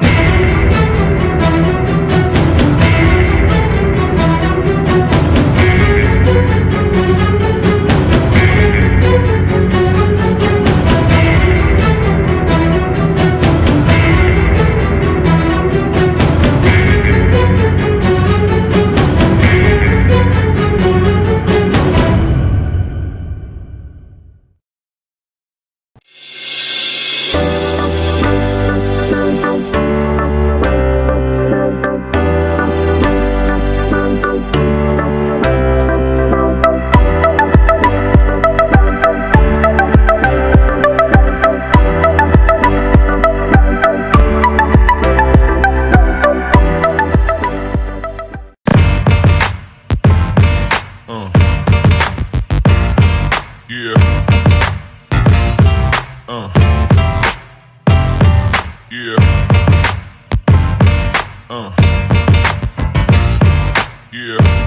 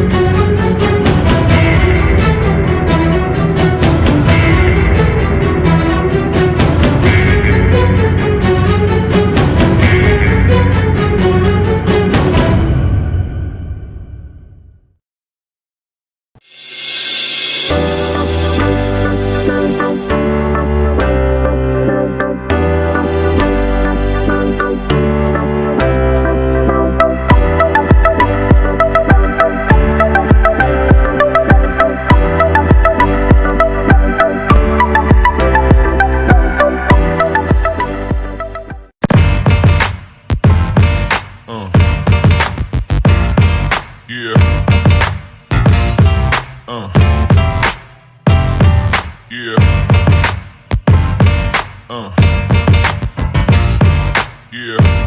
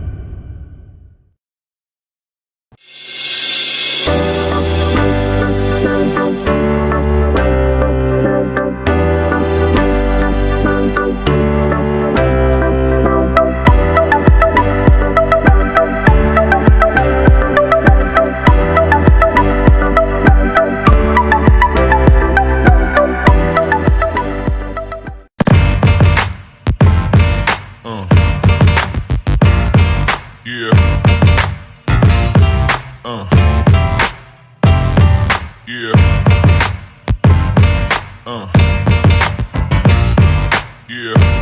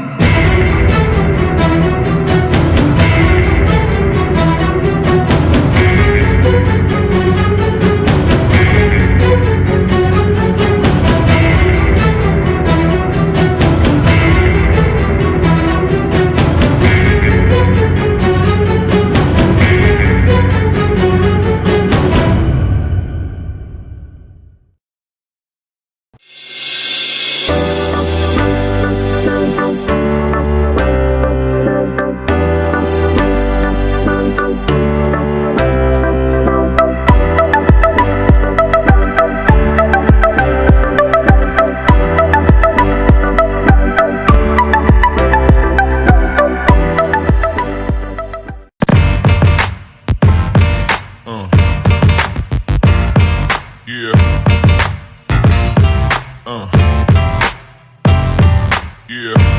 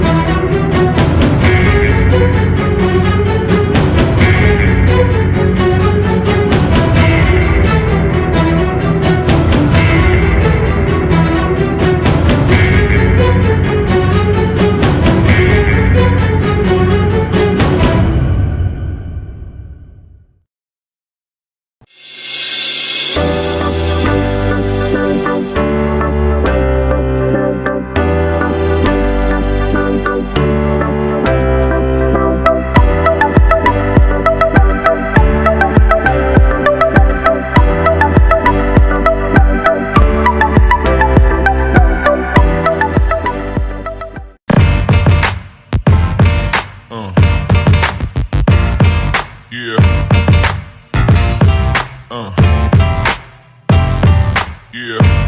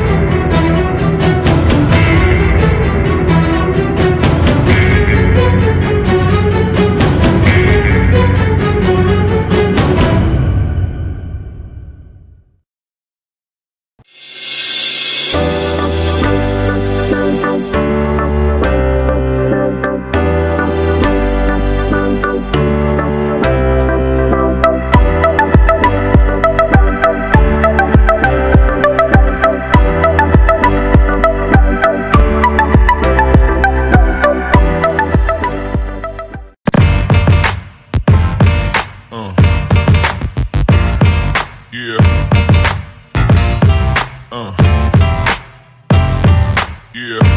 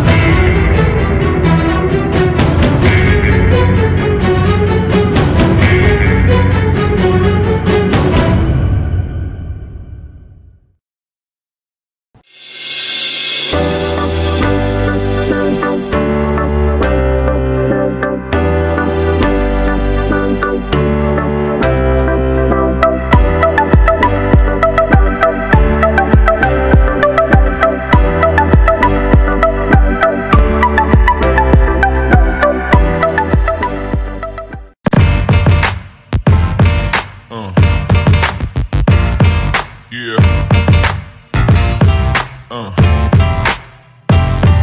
Yeah.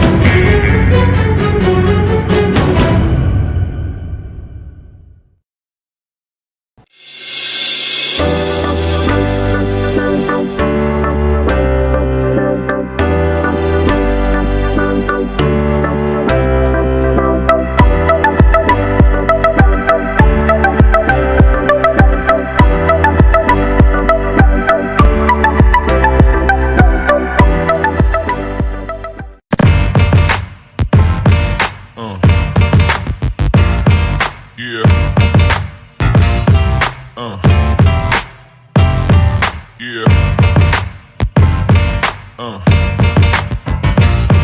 Yeah.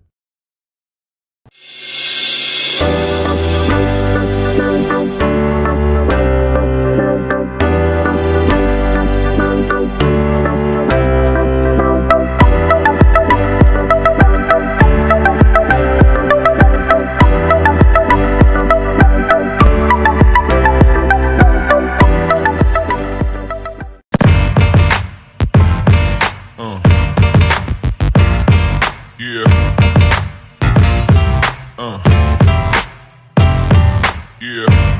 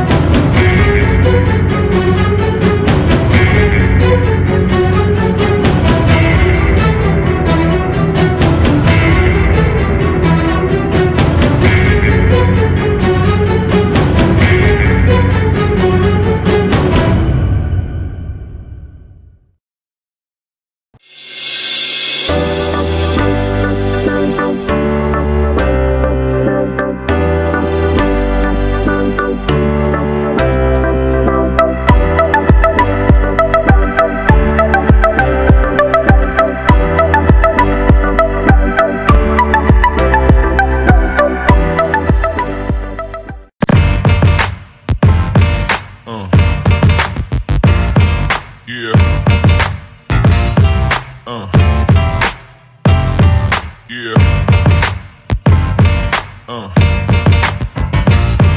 Yeah.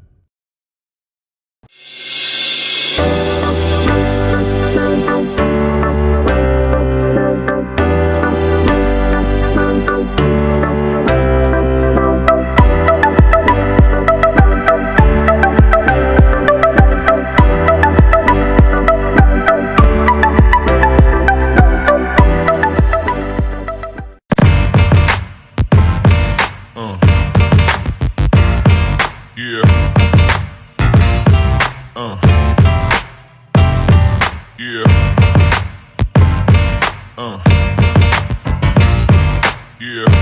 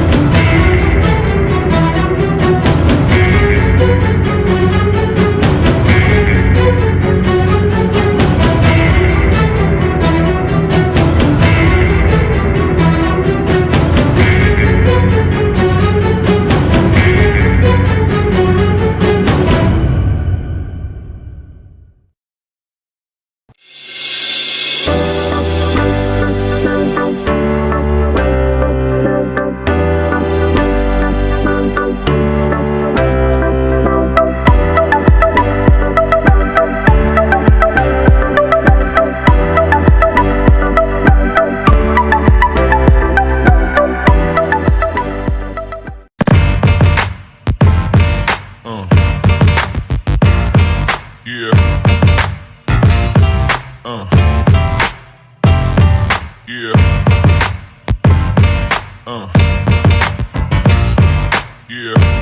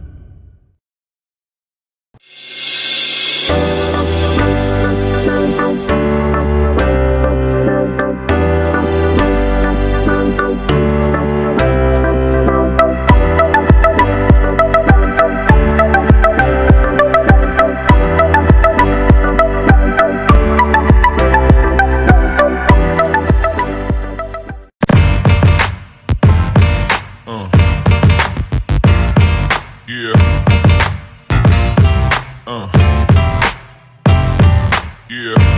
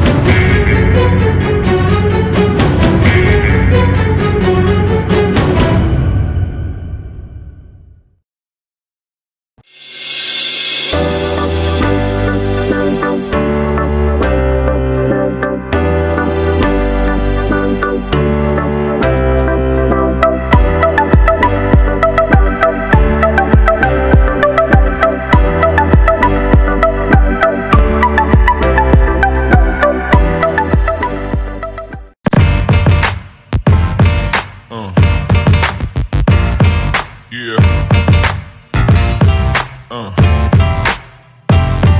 Yeah.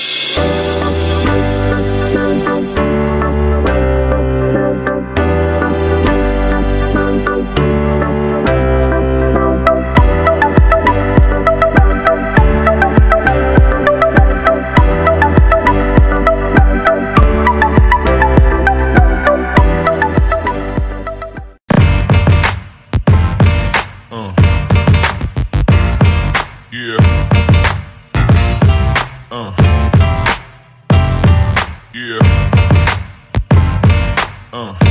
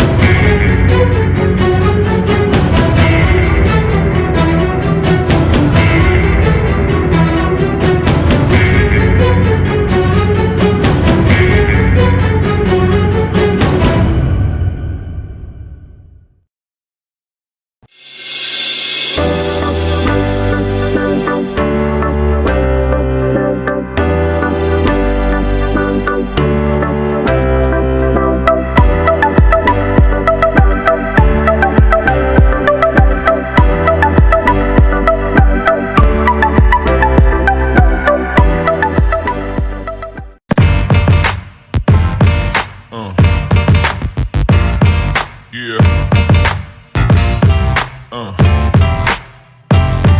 Yeah. Yeah.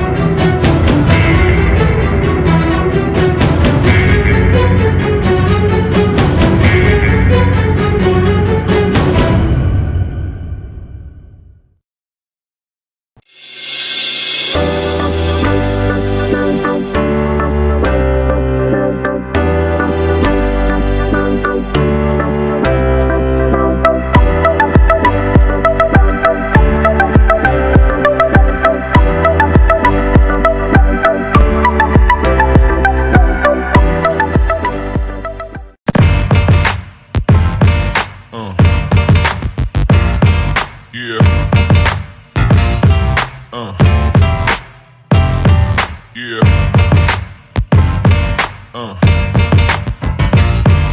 Yeah.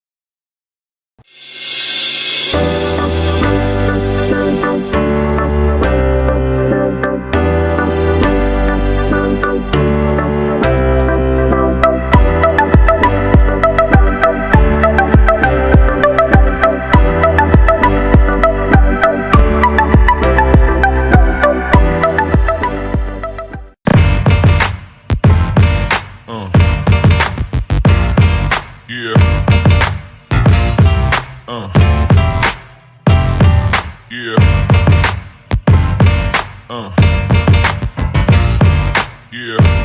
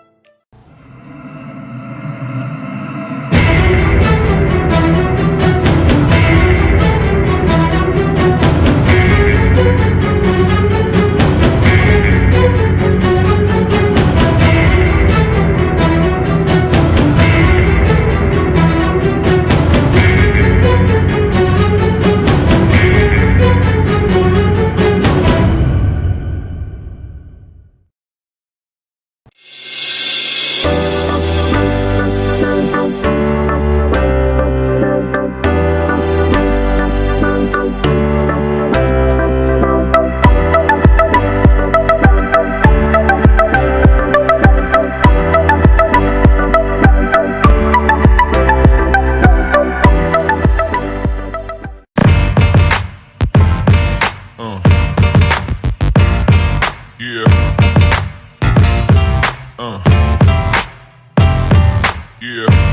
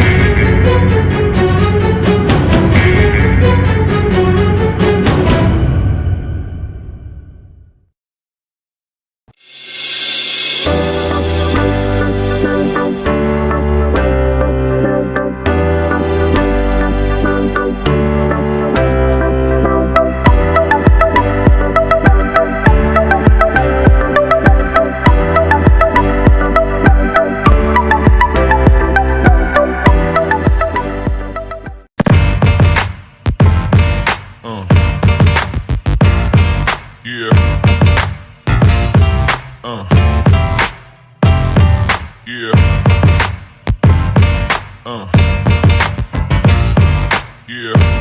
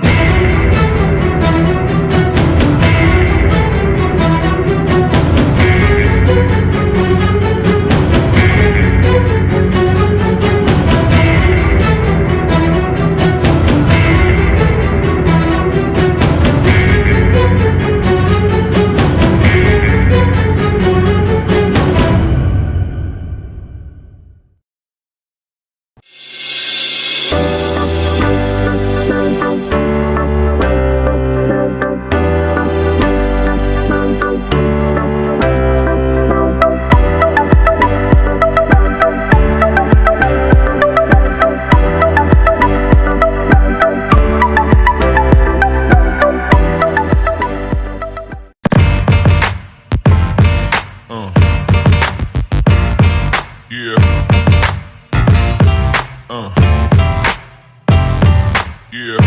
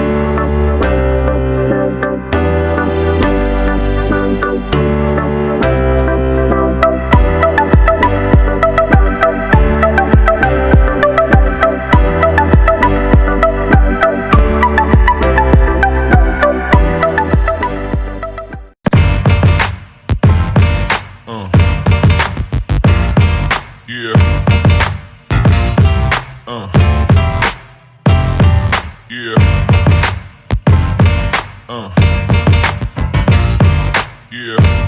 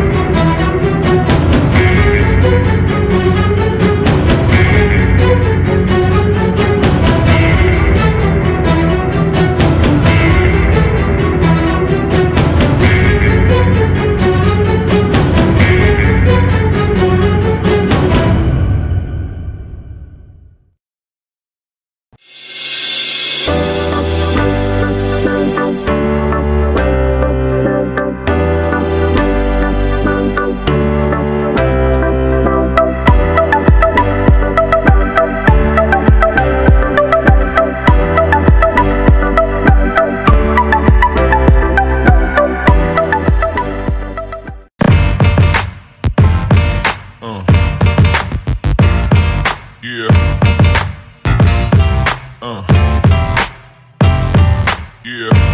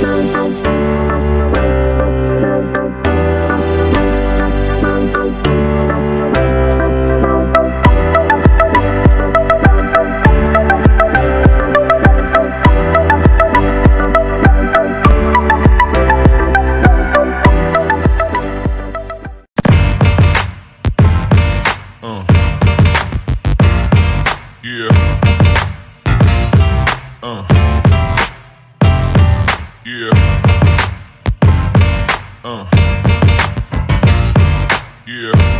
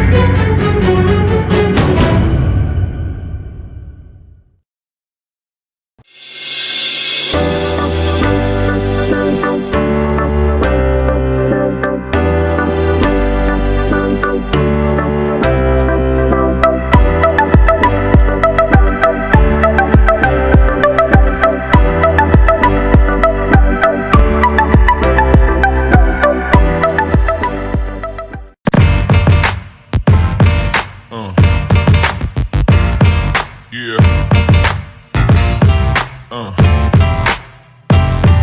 Yeah.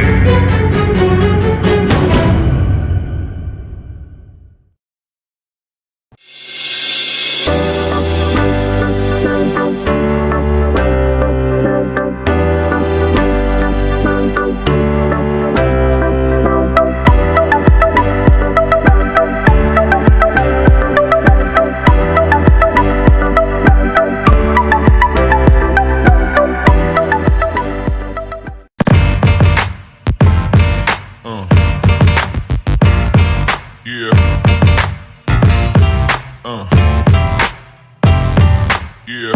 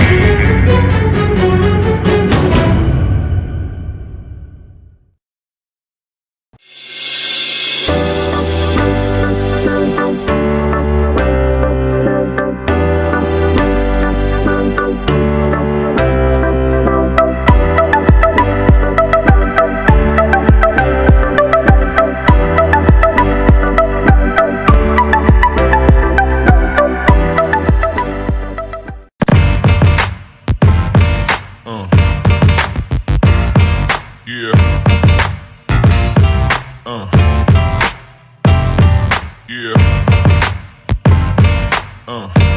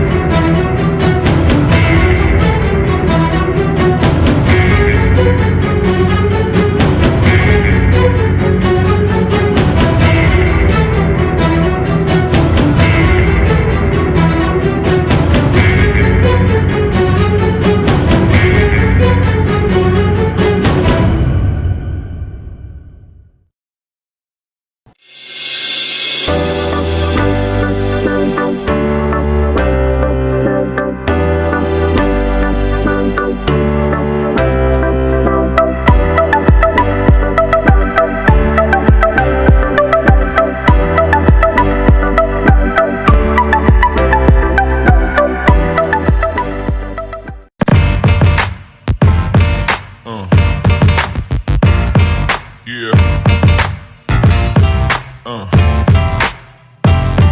Yeah. Yeah.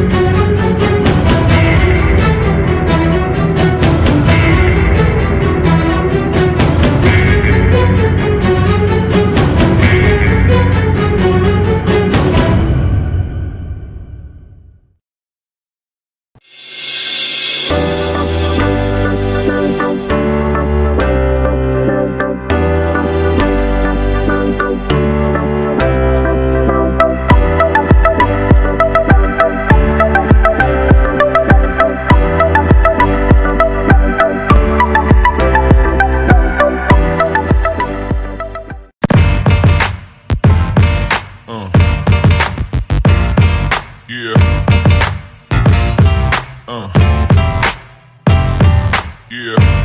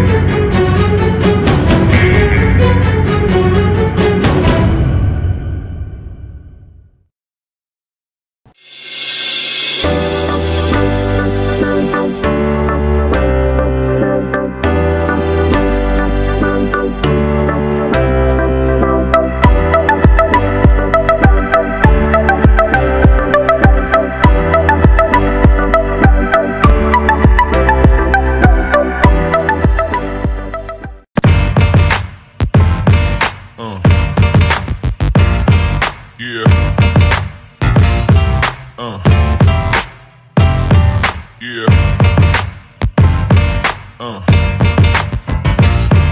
Yeah.